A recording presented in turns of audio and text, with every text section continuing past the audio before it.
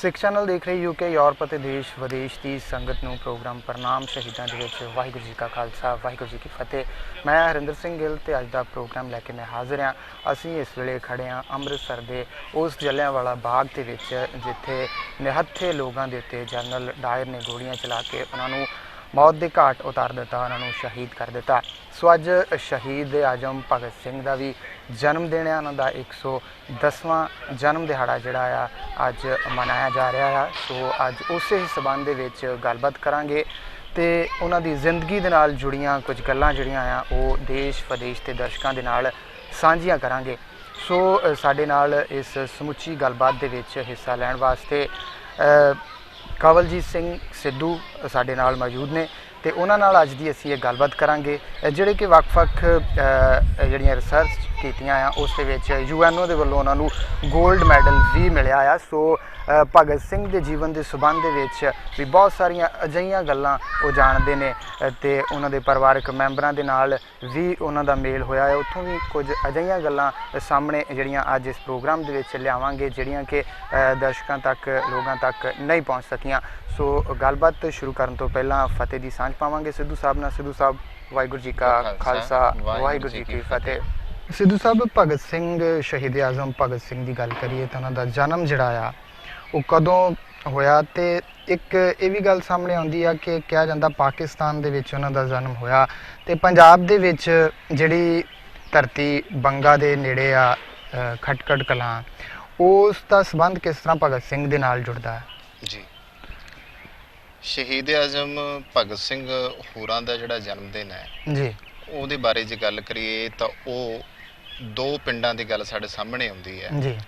1907 ਦੇ 28 ਸਤੰਬਰ ਵਾਲੇ ਦਿਨ ਉਹਨਾਂ ਦਾ ਜਿਹੜਾ ਜਨਮ ਸੀਗਾ ਜੀ ਉਹ 105 ਜਿਹਨੂੰ ਹੁਣ ਬੰਗਾ ਚੱਕ ਕਹਿੰਦੇ ਆ ਜੀ ਜ਼ਿਲ੍ਹਾ ਲਾਇਲਪੁਰ ਜਿਹੜਾ ਪਾਕਿਸਤਾਨ ਦੇ ਵਿੱਚ ਰਹਿ ਗਿਆ ਜੀ ਉੱਥੇ ਹੋਇਆ ਜੀ ਜੀ। ਤਾਂ ਜਦੋਂ ਬਹੁਤ ਵਾਰੀ ਸਵਾਲ ਇਹ ਆਉਂਦਾ ਕਿ ਫਿਰ ਖਟਕੜ ਕਲਾ ਨਾਲ ਉਹਦਾ ਸੰਬੰਧ ਕੀ ਸੀਗਾ ਤੇ ਉਹਦੀ ਮੈਂ ਇਹੀ ਜਵਾਬ ਦੇਵਾਂਗਾ ਕਿ महाराजा रणजीत सिंह का राजकाल जान तो बाद जी अंग्रेज़ों ने खास तौर के उत्ते जिहड़े पंजाब दे लोग सीगे जिन्हां दे विच असीं सिख कौम की गल कर लईए क्योंकि अंग्रेज़ सिखां तो जरकदे सी इस मामले दे विच कि जे इस कौम नूं ना सांभिया गया तो हो सकता है कि ये खालसा राज फिर तो वापस खोल है जी।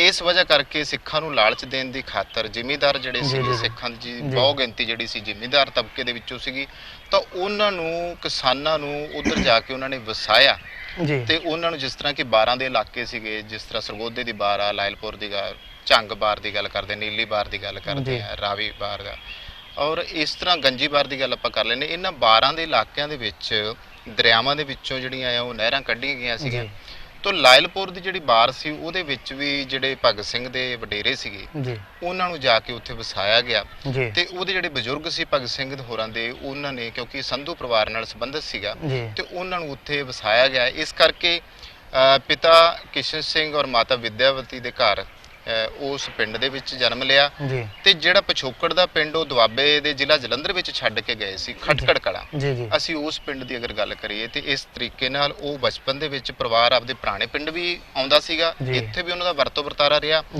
इस करके क्योंकि उहदे नाल ही भगत सिंह दा जिहड़ा नानका पिंड मोरांवाली है ते उन्हां दोनां पिंडां दे विच भगत सिंह दा जिहड़ा बचपन दे दिन हैगे आ उन्हां दोनां पिंडां च बीते आ ते जिहड़ी अपने जन्म स्थान वाला पिंड हैगा उत्थे भी ਉਹ ਜਾਂਦਾ ਰਿਹਾ ਤੇ ਇਹਨਾਂ ਦੋਨਾਂ ਪਿੰਡਾਂ ਦੇ ਵਿੱਚ ਨਾਨਕੇ ਪਿੰਡ ਵਿੱਚ ਔਰ ਜਿਹੜਾ ਆਪਦਾ ਪਿਛੋਕੜ ਦਾ ਬਜ਼ੁਰਗਾਂ ਦਾ ਪਿੰਡ ਹੈ ਉੱਥੇ ਵੀ ਉਹ ਆਉਂਦਾ ਰਿਹਾ ਜੀ।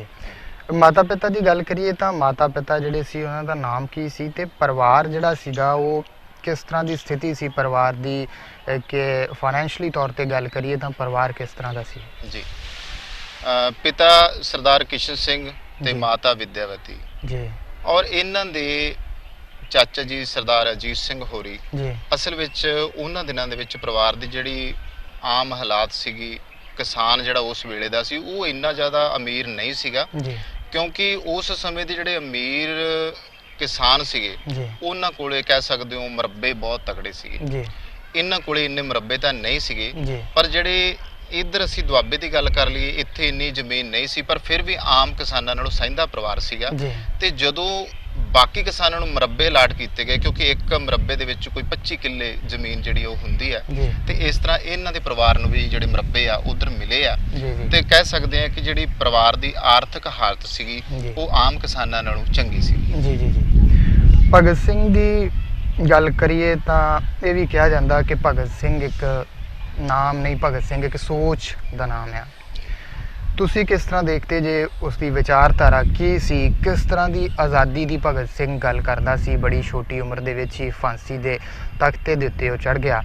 ਤੇ ਵਿਚਾਰਧਾਰਾ ਦੀ ਗੱਲ ਕਰੀਏ ਤਾਂ ਕਿਹੜੀਆਂ ਚੀਜ਼ਾਂ ਦੀ ਆਜ਼ਾਦੀ ਜਿਹੜੀ ਉਹ ਭਗਤ ਸਿੰਘ ਚਾਹੁੰਦਾ ਸੀ, ਜਾਂ ਵਿਚਾਰਧਾਰਾ ਮੁੱਖ ਤੌਰ ਤੇ ਕੀ ਸੀ? ਹਰਿੰਦਰ ਜੀ, ਮੈਂ ਇਹਦੇ ਬਾਰੇ ਇਹ ਕਹਿਣਾ ਚਾਹੂੰਗਾ ਕਿ ਇਸ ਵਕਤ ਅਸੀਂ ਸ਼ਹੀਦਾਂ ਦੀ ਲਾਟ ਜਲਿਆਂਵਾਲੇ ਬਾਗ ਦੇ ਵਿੱਚ ਖੜੇ, ਆਪਾਂ ਗੱਲ ਕਰ ਰਹੇ ਹਾਂ ਸ਼ਹੀਦ ਆਜ਼ਮ ਦੀ ਵਿਚਾਰਧਾਰਾ ਦੇ ਬਾਰੇ ਵਿੱਚ।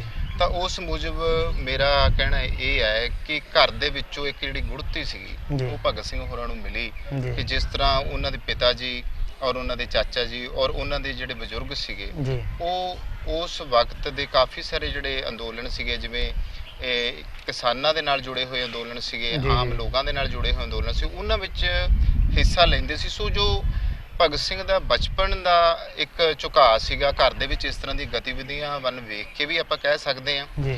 ਤਾਂ ਉਸ ਵਕਤ ਜਦੋਂ ਉਹ ਸਕੂਲ ਦੇ ਵਿੱਚ ਪੜ੍ਹਦਾ ਸੀਗਾ, ਉਸ ਵੇਲੇ ਵੀ ਜੋ ਉਸ ਵਿੱਦਿਆ ਦੇ ਪੱਖ ਤੋਂ ਅਸੀਂ ਕਹਿ ਸਕਦੇ ਹੈਗੇ ਆ, ਜਾਂ ਜਿਨ੍ਹਾਂ ਲੋਕਾਂ ਨਾਲ ਉਹਦਾ ਸੰਪਰਕ ਹੁੰਦਾ ਰਿਹਾ, ਕਿਸੇ ਤਰੀਕੇ ਨਾਲ ਕੁਝ ਹੱਦ ਤੱਕ ਜਿਹੜੀ ਉਹਦੀ ਵਿਚਾਰਧਾਰਾ ਹੈਗਾ ਪ੍ਰਭਾਵਿਤ ਹੋਈ ਹੈ। ਇੱਕ ਗੱਲ, ਜਦੋਂ ਸਕੂਲੀ ਵਿੱਦਿਆ ਤੋਂ ਜਿਵੇਂ ਜਿਵੇਂ ਭਗਤ ਸਿੰਘ ਜਵਾਨ ਹੁੰਦਾ ਗਿਆ, ਤਾਂ ਉਸ ਵਕਤ ਅਸੀਂ ਕਹਿ ਸਕਦੇ ਹਾਂ ਕਿ ਬਹੁਤ ਛੋਟੀ ਜਿਹੀ ਉਮਰ ਦੇ ਵਿੱਚ ਹੀ ਜਿਹੜਾ ਸਾਹਿਤ ਹੈ ਉਹਨੂੰ ਪੜ੍ਹਨ ਦਾ ਉਹਨੂੰ ਮੌਕਾ ਮਿਲਿਆ।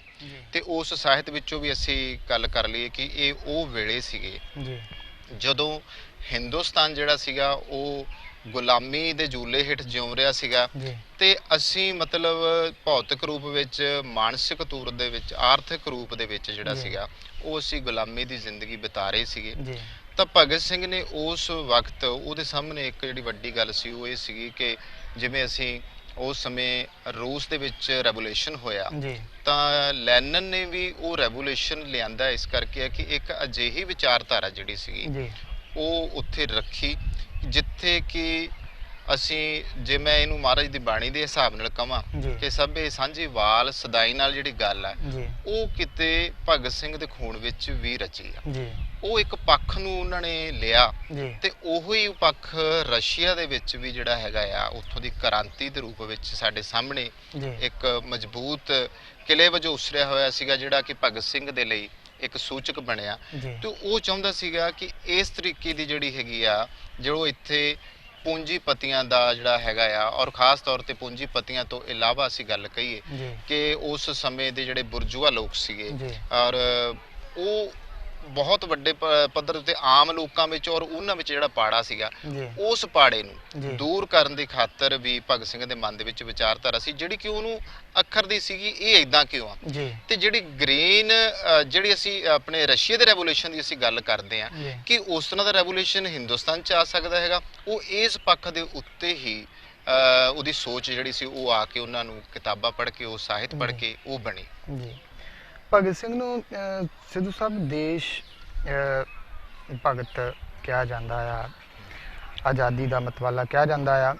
ਅੱਜ ਵੀ ਜੇਕਰ ਗੱਲ ਕਰ ਲਈ ਜਾਵੇ, ਫਿਲਮੀ ਸਿਤਾਰਿਆਂ ਦੀ ਗੱਲ ਕਰ ਲਈ ਜਾਵੇ, ਕ੍ਰਿਕਟਰਾਂ ਦੀ, ਤਾਂ ਅੱਜ ਵੀ ਭਗਤ ਸਿੰਘ ਦੀ ਇੱਕ ਪਿੱਛੇ ਜੇ ਇੱਕ ਆਰਟੀਕਲ ਮੈਂ ਪੜ੍ਹਿਆ ਜਿਸ ਦੇ ਵਿੱਚ ਜ਼ਿਕਰ ਆਇਆ ਸੀਗਾ ਕਿ ਅੱਜ ਵੀ ਭਗਤ ਸਿੰਘ ਦੇ ਪੋਸਟਰ ਉਹਨਾਂ ਲੋਕਾਂ ਨਾਲੋਂ ਜ਼ਿਆਦਾ ਵਿਕਦੇ ਆ। ਤੇ ਕਿਸ ਤਰ੍ਹਾਂ ਤੁਸੀਂ ਦੇਖਦੇ ਜੇ ਕਿ ਹੋਰ ਵੀ ਜਿਹੜੇ ਸ਼ਹੀਦ ਹੋਏ ਆ ਭਾਰਤ ਦੀ ਆਜ਼ਾਦੀ ਵਾਸਤੇ, ਪਰ ਭਗਤ ਸਿੰਘ ਇੱਕ ਅਜਿਹਾ ਵਿਅਕਤੀ ਜਿਹੜਾ ਉੱਭਰ ਕੇ ਸਾਹਮਣੇ ਆਇਆ ਨੌਜਵਾਨਾਂ ਦੇ ਵਿੱਚ, ਅੱਜ ਵੀ ਉਸਦੇ ਨਾਮ ਨੂੰ ਲੈ ਕੇ ਉਸ ਦੀਆਂ ਟੀ-ਸ਼ਰਟਾਂ ਪਾਈਆਂ ਜਾਂਦੀਆਂ, ਇੱਕ ਕਰੇਜ਼ ਦੇ ਤੌਰ ਦੇ ਉੱਤੇ ਅੱਜ ਵੀ ਭਗਤ ਸਿੰਘ ਜਿਹੜਾ ਆ ਉਹ ਉਸ ਨੂੰ ਅਪਣਾਉਣ ਦੀ ਕੋਸ਼ਿਸ਼ ਕੀਤੀ ਜਾਂਦੀ ਆ। ਤੁਸੀਂ ਕਿਸ ਤਰ੍ਹਾਂ ਇਸ ਚੀਜ਼ ਨੂੰ ਦੇਖਦੇ ਜੇ ਕਿ ਭਗਤ ਸਿੰਘ ਕਿਸ ਤਰ੍ਹਾਂ ਇੰਨਾ ਪਾਪੂਲਰ ਹੋਇਆ? ਬਚਪਨ ਦਾ ਅਸੀਂ ਉਸ ਵੇਲੇ ਬੰਨੀ ਥੋੜਾ ਜਿਹਾ ਜਾਵਾਂਗੇ ਕਿ 1919 ਜਲਿਆਂਵਾਲੇ ਬਾਗ ਦਾ ਜਿਹੜਾ ਕਾਂਡ ਆ ਉਹ ਸਾਡੇ ਸਾਹਮਣੇ ਹੋਇਆ, ਤੇ ਅਣਗਿਣਤ ਲੋਕ ਇੱਥੇ ਜਿਹੜੇ ਆ ਉਹ ਸ਼ਹੀਦ ਹੋਏ।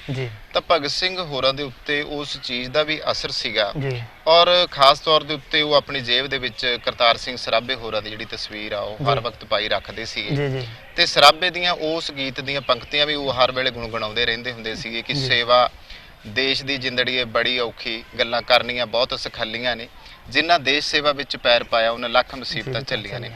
ਉਹ ਜਿਹੜੀ ਮੁਸੀਬਤਾਂ ਝੱਲਣ ਵਾਲੀ ਗੱਲ ਦੇਸ਼ ਦੀ ਆਜ਼ਾਦੀ ਵਾਲੇ ਪੱਖ ਦੇ ਵਿੱਚ ਅਸੀਂ ਕਵਾਂਗੇ ਤਾਂ ਉਹ ਇਸ ਤਰ੍ਹਾਂ ਦੀ ਚੀਜ਼ ਸੀਗੀ ਕਿ ਜਿਸ ਪੱਖ ਦੇ ਵਿੱਚ ਜਦੋਂ ਫਿਰ ਆਪਾਂ ਉਹ ਲੈਨਨ ਦੀ ਗੱਲ ਕਰਦੇ ਹਾਂ, ਰਸ਼ੀਆ ਦੀ ਉਸ ਕ੍ਰਾਂਤੀ ਦੀ ਗੱਲ ਕਰਦੇ ਹੈਗੇ ਆ, ਤਾਂ ਉਸ ਵਕਤ ਹਿੰਦੁਸਤਾਨ ਦੇ ਵਿੱਚ ਇੱਕ ਅਜਿਹੀ ਤਾਕਤ ਦਾ ਰਾਜ ਸੀਗਾ ਜਿਹੜੀ ਜ਼ਬਰ ਤੇ ਜ਼ੁਲਮ ਕਰ ਰਹੀ ਸੀ, ਅਨਿਆਂ ਕਰ ਰਹੀ ਸੀਗੀ, ਔਰ ਉਸ ਦੇ ਰਾਜ ਦੇ ਵਿੱਚ ਅਸੀਂ ਸਾਰੇ ਗੁਲਾਮੀ ਦੀ ਉਸ ਚੱਕੀ ਵਿੱਚ ਪਿਸ ਰਹੇ ਸਾਂ, ਜਿਹਦੇ ਵਿੱਚੋਂ ਨਿਕਲਣ ਲਈ ਉਸ ਵਕਤ ਜਿਹੜੇ ਲੀਡਰ ਲੱਗੇ ਹੋਏ ਸੀਗੇ। ਮਿਸਾਲ ਦੇ ਤੌਰ ਤੇ ਅਗਰ ਮੈਂ ਗਾਂਧੀ ਦੀ ਵਿਚਾਰਧਾਰਾ ਦੀ ਗੱਲ ਕਰਾਂ ਜਾਂ ਕਾਂਗਰਸ ਦੀ ਵਿਚਾਰਧਾਰਾ ਦੀ ਗੱਲ ਕਰਾਂ ਤੇ ਉਹ ਵੇਲਾ ਇਦਾਂ ਦਾ ਸੀਗਾ ਕਿ ਉਹ ਬੇਸ਼ੱਕ ਹਾਰਦੇ ਤੇ ਚਾਹੇ ਉਹ ਸਮਝੌਤਾ ਕਰਦੇ। ਇਸ ਬਾਰੇ ਭਗਤ ਸਿੰਘ ਦੇ ਮਨ ਦੇ ਵਿੱਚ ਇਹ ਗੱਲ ਸੀਗੀ ਕਿ ਇਹ ਪਤਾ ਨਹੀਂ ਕੀ ਹੋਊਗਾ, ਪਰ ਭਵਿੱਖ ਦੀ ਗੱਲ ਉਹਨੇ ਪਹਿਲਾਂ ਹੀ ਇਹ ਤੈਅ ਕਰ ਦਿੱਤੀ ਸੀਗੀ। ਔਰ ਇਸ ਪ੍ਰਤੀ ਕਿਉਂਕਿ ਉਸ ਸਮੇਂ ਦੇ ਹਿੰਦੁਸਤਾਨ ਦੇ ਲੋਕਾਂ ਨੂੰ ਜਿਹੜੀ ਚਿੰਗ ਸੀਗੀ ਉਹ ਲਾਉਣ ਵਾਸਤੇ, ਜਿਵੇਂ ਕਿ ਗਰਮ ਦਲੀਏ ਵੀ ਸੀਗੇ ਨਰਮ ਦਲੀਏ ਵੀ ਸੀਗੇ, ਤਾਂ ਉਹ ਗਰਮ ਦਲੀਏ ਤੇ ਨਰਮ ਦਲੀਏ ਇਸ ਇੰਨਾ ਕੁਝ ਹੋਣ ਦੇ ਬਾਵਜੂਦ ਕਿ ਅਸੀਂ ਗੁਲਾਮੀ 'ਚ ਜਿਉਂ ਰਹੇ ਹਾਂ, ਪਰ ਫਿਰ ਵੀ ਜੇ ਗੱਲ ਭਗਤ ਸਿੰਘ ਦੀ ਮੈਂ ਕਰਾਂ ਕਿ ਉਹ ਇਹ ਚਾਹੁੰਦਾ ਸੀਗਾ ਕਿ ਜਿਹੜੀ ਇਹ ਸਪਿਰਿਟ ਹੈਗੀ ਆ, ਇਹ ਮੱਚ ਆ, ਇਹ ਹਰੇਕ ਹਿੰਦੁਸਤਾਨੀ ਦੇ ਅੰਦਰ ਹੋਣਾ ਚਾਹੀਦਾ, ਤਾਂ ਕਿ ਉਹ ਸੁਸਤੀ ਔਰ ਜਿਹੜੀ ਉਹ ਚੁੱਪ ਕਰਕੇ ਬੈਠੇ ਹੈਗੇ ਆ, ਉਹ ਚੀਜ਼ ਜਿਹੜੀ ਆ ਉਹਨਾਂ ਦੇ ਅੰਦਰੋਂ ਉੱਭਰ ਕੇ ਆਵੇ ਕਿ ਉਹ ਆਜ਼ਾਦੀ ਦਾ ਜਿਹੜਾ ਨਾਅਰਾ ਹੈਗਾ ਉਹ ਬੁਲੰਦ ਕਰਨ। ਤਾਂ ਭਗਤ ਸਿੰਘ ਨੇ ਇੱਕ ਇਹੋ ਜਿਹੀ ਤਾਕਤ ਦੇ ਨਾਲ ਆਡਾ ਲਾਇਆ ਜਿਸ ਤਰ੍ਹਾਂ ਦਾ ਆਡਾ ਮੈਂ ਗੱਲ ਕਰ ਰਿਹਾ, ਉਹ ਆਡਾ ਲਾਉਣ ਦੀ ਉਸ ਸਮੇਂ ਕਿਸੇ ਨੇ ਜੁਰਤ ਨਹੀਂ ਵਿਖਾਈ। ਹਾਲਾਂਕਿ ਉਹਨਾਂ ਦੇ ਕੋਲੇ ਉਸ ਸਮੇਂ ਕਰਤਾਰ ਸਿੰਘ ਸਰਾਭਾ ਇੱਕ ਨਾਂ ਬੋਲਦਾ ਸੀਗਾ, ਔਰ ਸਾਡੇ ਕੋਲ ਇੱਕ ਲੰਬੀ ਸਿੱਖ ਇਤਿਹਾਸ ਦੀ ਫਹਿਰਿਸਤ ਹੈ।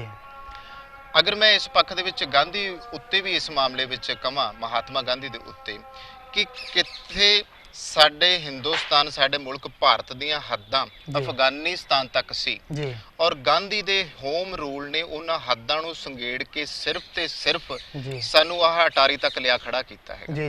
ਜੇ ਗਾਂਧੀ ਹੋਮ ਰੂਲ ਦੀ ਗੱਲ ਕਰਕੇ ਉਸ ਵਕਤ ਅੱਜ ਸਾਨੂੰ ਸੰਗੇੜ ਕੇ ਫਿਰ ਸਾਨੂੰ ਇੱਕ ਗੁਲਾਮ, ਅੱਜ ਹਿੰਦੁਸਤਾਨ ਨੂੰ ਮੈਂ ਆਜ਼ਾਦ ਨਹੀਂ ਕਹਿੰਦਾ, ਅੱਜ ਅਸੀਂ ਸਿਰਫ ਹੱਦਾਂ 'ਚ ਬੰਨੇ ਰਹਿ ਗਏ ਆ। ਭਗਤ ਸਿੰਘ ਔਰ ਉਸ ਤੋਂ ਪਹਿਲਾਂ ਜਿਹੜੇ ਸਾਡੇ ਯੋਧੇ ਸੀ ਉਹਨਾਂ ਨੇ ਹੱਦਾਂ, ਜਿਵੇਂ ਹਰੀ ਸਿੰਘ ਨਲੂਏ ਦੀ ਮੈਂ ਗੱਲ ਕਰਨੀ ਚਾਹੁੰਦਾ ਹੈਗਾ, ਉਹਨਾਂ ਨੇ ਹੱਦਾਂ ਦੂਰ ਤੱਕ ਫੈਲਾਈਆਂ। ਤੇ ਜੇ ਮੈਂ ਐਂ ਕਹਿ ਲਵਾਂ ਕਿ ਹਰੀ ਸਿੰਘ ਨਲੂਏ ਦੀ ਫੈਲਾਈ ਹੋਈ ਜਿਹੜੀ ਉਹ ਹੱਦ ਅਫਗਾਨਿਸਤਾਨ ਤੱਕ ਸੀਗੀ, ਉਸ ਹੱਦ ਨੂੰ ਹੋਮ ਰੂਲ ਦੀ ਜਿਹੜੀ ਗੱਲ ਕਰਦੇ ਆ ਗਾਂਧੀ ਦੀ, ਉਹਨੇ ਸੁੰਗੇੜ ਕੇ ਸਾਨੂੰ ਸਿਰਫ ਅਟਾਰੀ ਤੱਕ ਸੀਮਿਤ ਕਰ ਦਿੱਤਾ। ਤਾਂ ਜਿਹੜੇ ਭਗਤ ਸਿੰਘ ਸੀਗਾ ਉਹਦੇ ਕੋਲੇ ਗੁਰੂ ਬਾਬਿਆਂ ਦਾ ਜਿਹੜਾ ਇਤਿਹਾਸ ਸੀਗਾ, ਸਿੱਖ ਯੋਧਿਆਂ ਦਾ ਜਿਹੜਾ ਇਤਿਹਾਸ ਸੀਗਾ, ਉਹਦੇ ਖੂਨ ਦੇ ਵਿੱਚ ਇੱਕ ਸਪਿਰਿਟ ਉਹ ਵੀ ਸੀਗੀ। ਜਿਵੇਂ ਆਪਾਂ ਗੱਲ ਕਰਦੇ ਹੈਗੇ ਆ ਕਿ ਗੁਰਤੀ ਵਿੱਚ ਉਹਨੂੰ ਮਿਲਿਆ। ਗੁਰਤੀ ਕਿਸ ਤਰ੍ਹਾਂ ਹੈ ਕਿ ਮੈਂ ਇੱਕ ਛੋਟੀ ਜਿਹੀ ਕਹਾਣੀ ਇਹਦੇ ਵਿੱਚ ਸ਼ੇਅਰ ਕਰੂੰਗਾ ਕਿ ਇੱਕ ਕਹਾਣੀ ਸੁਣਦੇ ਹੁੰਦੇ ਆ ਕਿ ਸ਼ੇਰ ਦਾ ਇੱਕ ਬੱਚਾ ਸੀਗਾ ਕਿ ਜਿਹੜਾ ਜੰਗਲ ਵਿੱਚ ਆਪਦੀ ਮਾਂ ਦੇ ਨਾਲ ਖੇਡਦਾ ਇੱਕ ਦਿਨ ਉਹ ਭੇਡਾਂ ਦੇ ਬਾੜੇ ਵਿੱਚ ਆ ਵੜਿਆ ਤੇ ਉਹ ਭੁੱਲ ਗਿਆ ਰਸਤਾ। ਤੇ ਉਹ ਜਦੋਂ ਭੇਡਾਂ ਦੇ ਬਾੜੇ ਦੇ ਵਿੱਚ ਕਾਫੀ ਅਰਸਾ ਰਿਹਾ ਤੇ ਉਹਦੀ ਜਿਹੜੀ ਸੁਭਾਅ ਸੀ, ਜਿਹੜੀਆਂ ਆਦਤਾਂ ਸੀਗੀਆਂ, ਉਹ ਉਸੇ ਤਰ੍ਹਾਂ ਹੀ ਹੋ ਗਈਆਂ। ਤਾਂ ਇੱਕ ਦਿਨ ਇਸ ਤਰ੍ਹਾਂ ਘਟਨਾ ਹੋਈ ਕਿ ਉਹ ਭੇਡਾਂ ਪੜਾ ਕਰਕੇ ਜਦੋਂ ਅਗਲੇ ਟਿਕਾਣੇ ਬੰਨੇ ਗਈਆਂ ਤੇ ਇੱਕ ਪਹਾੜ ਦੇ ਨੇੜੇ ਤੇ ਪਹੁੰਚੀਆਂ। ਪਹਾੜ ਦੇ ਉੱਪਰ ਇੱਕ ਸ਼ੇਰ ਖੜਾ ਸੀਗਾ ਤੇ ਉੱਥੇ ਜਾ ਕੇ ਜਦੋਂ ਉਹਨੇ ਦਹਾੜ ਮਾਰੀ ਤੇ ਭੇਡਾਂ ਜਿਹੜੀਆਂ ਸੀ ਉਹ ਡਰ ਗਈਆਂ। ਪਰ ਜਿਹੜਾ ਸ਼ੇਰ ਦਾ ਉਹ ਬੱਚਾ ਸੀਗਾ ਭੇਡਾਂ ਦੇ ਵਿੱਚ, ਉਹਨੇ ਦੇਖਿਆ ਕਿ ਇਹ ਤਾਂ ਮੇਰੇ ਵਰਗਾ ਹੀ ਹੈਗਾ। ਤਾਂ ਜਦੋਂ ਉਹਨੇ ਦੇਖਿਆ ਤੇ ਉਹਨੇ ਦਹਾੜ ਦਾ ਜਵਾਬ ਦਹਾੜ ਦੇ ਵਿੱਚ ਦਿੱਤਾ।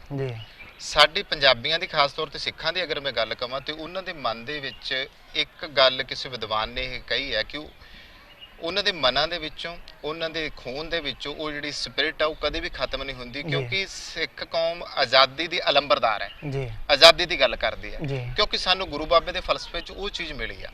ਤਾਂ ਉਹ ਆਜ਼ਾਦੀ ਵਾਲੀ ਗੱਲ ਇਹੀ ਆ ਕਿ ਜਦੋਂ ਅਸੀਂ ਚਾਹੇ ਕਿਹੋ ਜਿਹੇ ਲੋਕਾਂ ਵਿੱਚ ਵੀ ਰਹੀਏ, ਕਿਸੇ ਵੀ ਕੌਮ ਦੇ ਵਿੱਚ ਅਗਰ ਕੋਈ ਬੱਚਾ ਸਾਡਾ ਪੰਜਾਬੀਆਂ ਦਾ, ਸਿੱਖਾਂ ਦਾ ਪੜ੍ਹਦਾ ਹੈਗਾ, ਜਦੋਂ ਇੱਕ ਵਾਰੀ ਉਹਦੇ ਕੰਨ ਵਿੱਚ ਇਹ ਫੂਕ ਮਾਰੇ ਕਿ ਤੇਰੀ ਕੌਮ ਇਹ ਆ, ਤੇਰਾ ਧਰਮ ਇਹ ਆ, ਤਾਂ ਸਮਝ ਲਓ ਕਿ ਉਹ ਆਪਣੇ ਅਸਲੀਅਤ ਨੂੰ ਪਛਾਣ ਲੈਂਦਾ।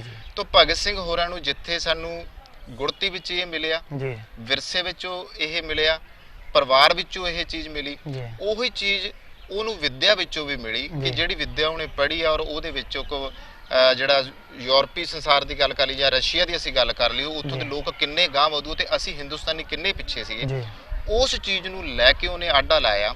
ਤੇ ਬੇਸ਼ੱਕ ਉਹ ਇਸ ਪੱਖ ਦੇ ਵਿੱਚ ਨੌਜਵਾਨਾਂ ਦੇ ਵਿੱਚ ਇਹ ਗੱਲ ਇਹ ਰੂਹ ਨੂੰ ਫੂਕਣ ਦੇ ਵਿੱਚ ਕਾਮਯਾਬ ਰਿਹਾ ਕਿ ਜਿਹੜੀਆਂ ਜਥੇਬੰਦੀਆਂ ਉਸ ਸਮੇਂ ਉਹਨਾਂ ਦੇ ਨਾਲ, ਚਾਹੇ ਅਸੀਂ ਰਾਜਗੁਰੂ ਸੁਖਦੇਵ ਦੀ ਗੱਲ ਕਰ ਲਈਏ, ਉਸ ਤੋਂ ਪਹਿਲਾਂ ਬਟਕੇਸ਼ਵਰ ਦੱਤ ਹੁਣਾਂ ਦੀ ਗੱਲ ਕਰ ਲਈਏ, ਉਸ ਸਮੇਂ ਦੇ ਬਿਸਮਲ ਪ੍ਰਸ਼ਾਦ ਵਰਗਿਆਂ ਦੀ ਗੱਲ ਕਰ ਲਈਏ, ਦੁਰਗਾ ਭਾਬੀ ਵਰਗਿਆਂ ਦੀ ਗੱਲ ਕਰ ਲਈਏ, ਇਹ ਸਾਰੇ ਉਹ ਲੋਕ ਸੀਗੇ ਜਿਨ੍ਹਾਂ ਨੂੰ ਪੰਜਾਬ ਤੋਂ ਲੈ ਕੇ ਬੰਗਾਲ ਤੱਕ ਦੀ ਅਸੀਂ ਗੱਲ ਕਰਦੇ ਹਾਂ, ਆਜ਼ਾਦੀ ਦੀ ਉਹ ਸਪਿਰਟ ਉੱਥੇ ਤੱਕ ਫੂਕੀ ਗਈ, ਪਰ ਉਹਦਾ ਜਿਹੜਾ ਘੇਰਾ ਸੀਗਾ ਭਗਤ ਸਿੰਘ ਹੋਰਾਂ ਦਾ ਉਹ ਸੌੜਾ ਨਹੀਂ ਸੀਗਾ।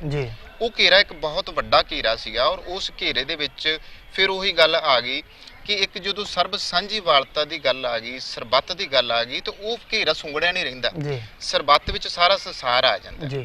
ਤਾਂ ਭਗਤ ਸਿੰਘ ਦੇ ਜਿਹੜਾ ਇਹ ਵਿਚਾਰਧਾਰਾ ਸੀ ਉਹਦੇ ਵਿੱਚ ਇਹੀ ਗੱਲ ਆਉਂਦੀ ਸੀ ਕਿ ਮੈਂ ਇਕੱਲੇ ਆਪਣੇ ਮੁਲਕ ਦੀ, ਆਪਣੇ ਲੋਕਾਂ ਦੀ ਹੀ ਗੱਲ ਨਹੀਂ ਕਰਨੀ, ਸਗੋਂ ਇਹਨਾਂ ਨੂੰ ਗਿੱਦੜੋਂ ਸ਼ੇਰ ਬਣਾਉਣਾ ਹੈ ਤਾਂ ਕਿ ਇਹ ਗੱਲ ਕਰ ਸਕਣ, ਤੇ ਜਿਹੜਾ ਇਹ ਨਿਜ਼ਾਮ ਜਿਹਦੇ ਅੰਦਰ ਉਹ ਗੁਲਾਮੀ ਹੰਢਾ ਰਹੇ ਹੈਗੇ, ਇਸ ਨਿਜ਼ਾਮ ਦੀਆਂ ਹੱਦਾਂ ਨੂੰ ਤੋੜਿਆ ਜਾਵੇ ਤੇ ਇੱਕ ਆਜ਼ਾਦ ਜਿਹੜੀ ਜ਼ਿੰਦਗੀ ਹੈਗੀ ਆ ਉਹ ਜਿਉਂ ਜਾਵੇ।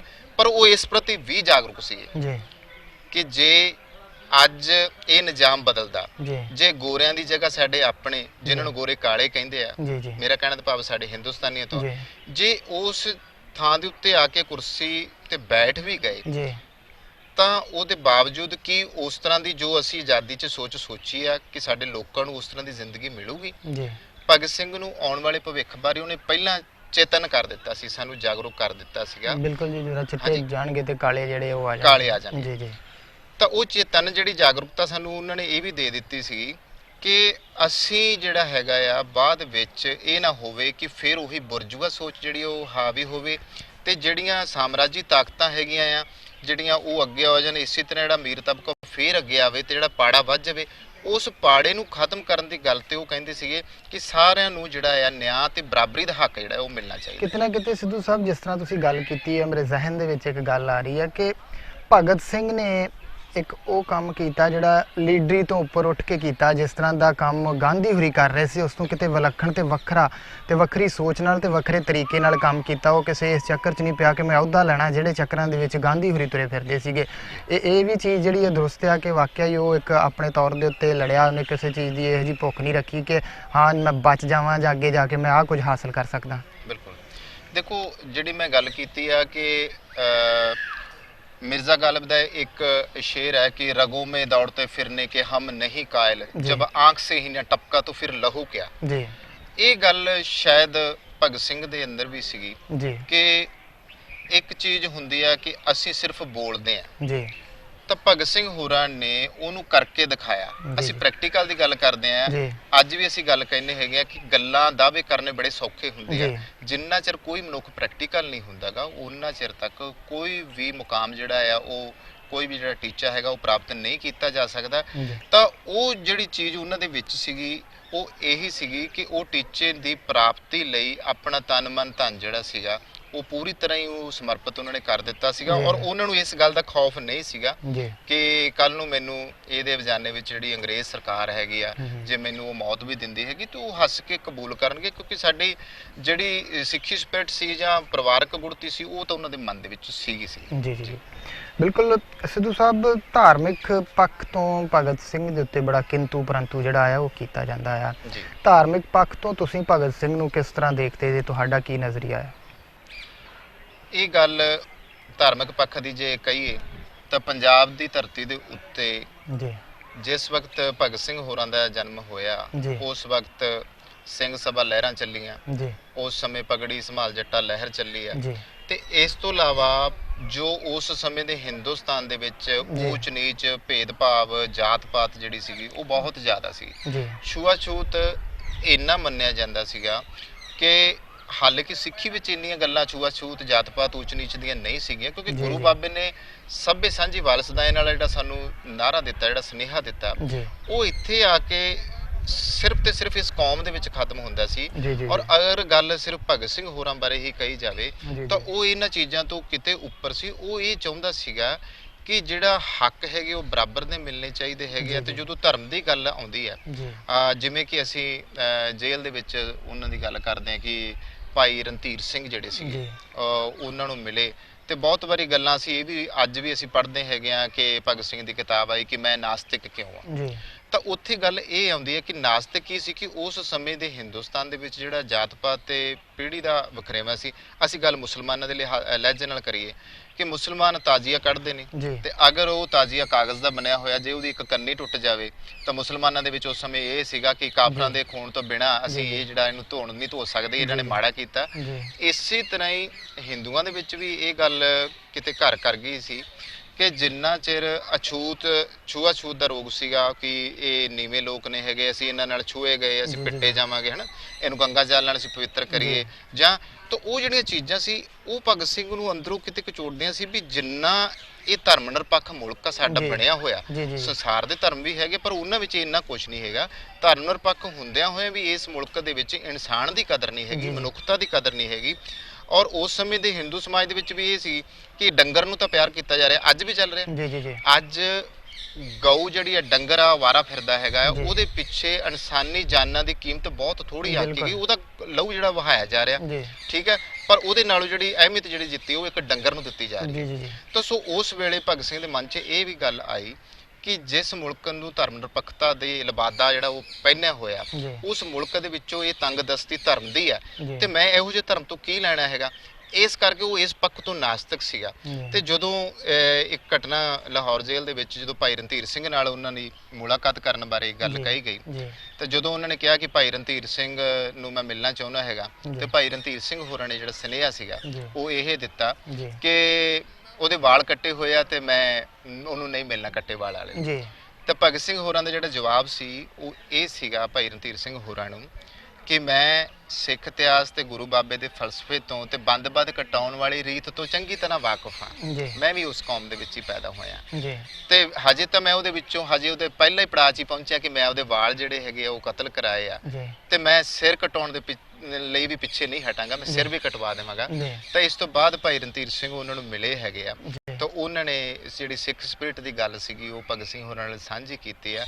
ਕਿਤੇ ਇੰਜ ਕਹਿ ਸਕਦੇ ਹੈਗੇ ਆ ਕਿ ਇਤਿਹਾਸ ਦੇ ਵਿੱਚ ਬੜੀ ਜਗ੍ਹਾ ਜ਼ਿਕਰ ਆ ਚੁੱਕਿਆ ਹੈਗਾ ਕਿ ਅੰਤਮ ਸਮੇਂ ਦੇ ਵਿੱਚ ਵੀ ਜਿਹੜੇ ਭਗਤ ਸਿੰਘ ਸੀਗਾ ਉਹਨੂੰ ਪਤਾ ਸੀ ਵੀ ਸਾਡੇ ਗੁਰੂ ਬਾਬਿਆਂ ਦਾ ਸਿਧਾਂਤ ਕੀ ਸੀਗਾ, ਸਿੱਖੀ ਸਪਿਰਿਟ ਕੀ ਸੀਗੀ।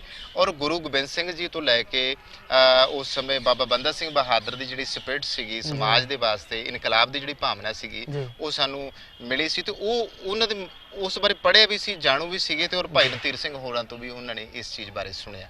ਔਰ ਇਹ ਇੱਕ ਵੱਡੀ ਪ੍ਰਾਪਤੀ ਸੀਗੀ ਕਿ ਅਸੀਂ ਉਹਨਾਂ ਨੂੰ ਨਾਸਤਿਕ ਨਹੀਂ ਕਹਿ ਸਕਦੇ, ਧਰਮ ਪ੍ਰਤੀ ਆਸਥਾ ਉਹਨਾਂ ਦੀ ਇਹ ਵੀ ਸੀਗੀ ਪਰ ਜਿਹੜਾ ਸੀਗਾ ਉਹ ਊਚ ਨੀਚ ਤੇ ਜਾਤ ਪਾਤ ਤੇ ਭੇਦਭਾਵ ਦੀ ਹੀ ਗੱਲ ਸੀ। ਜੀ ਬਿਲਕੁਲ।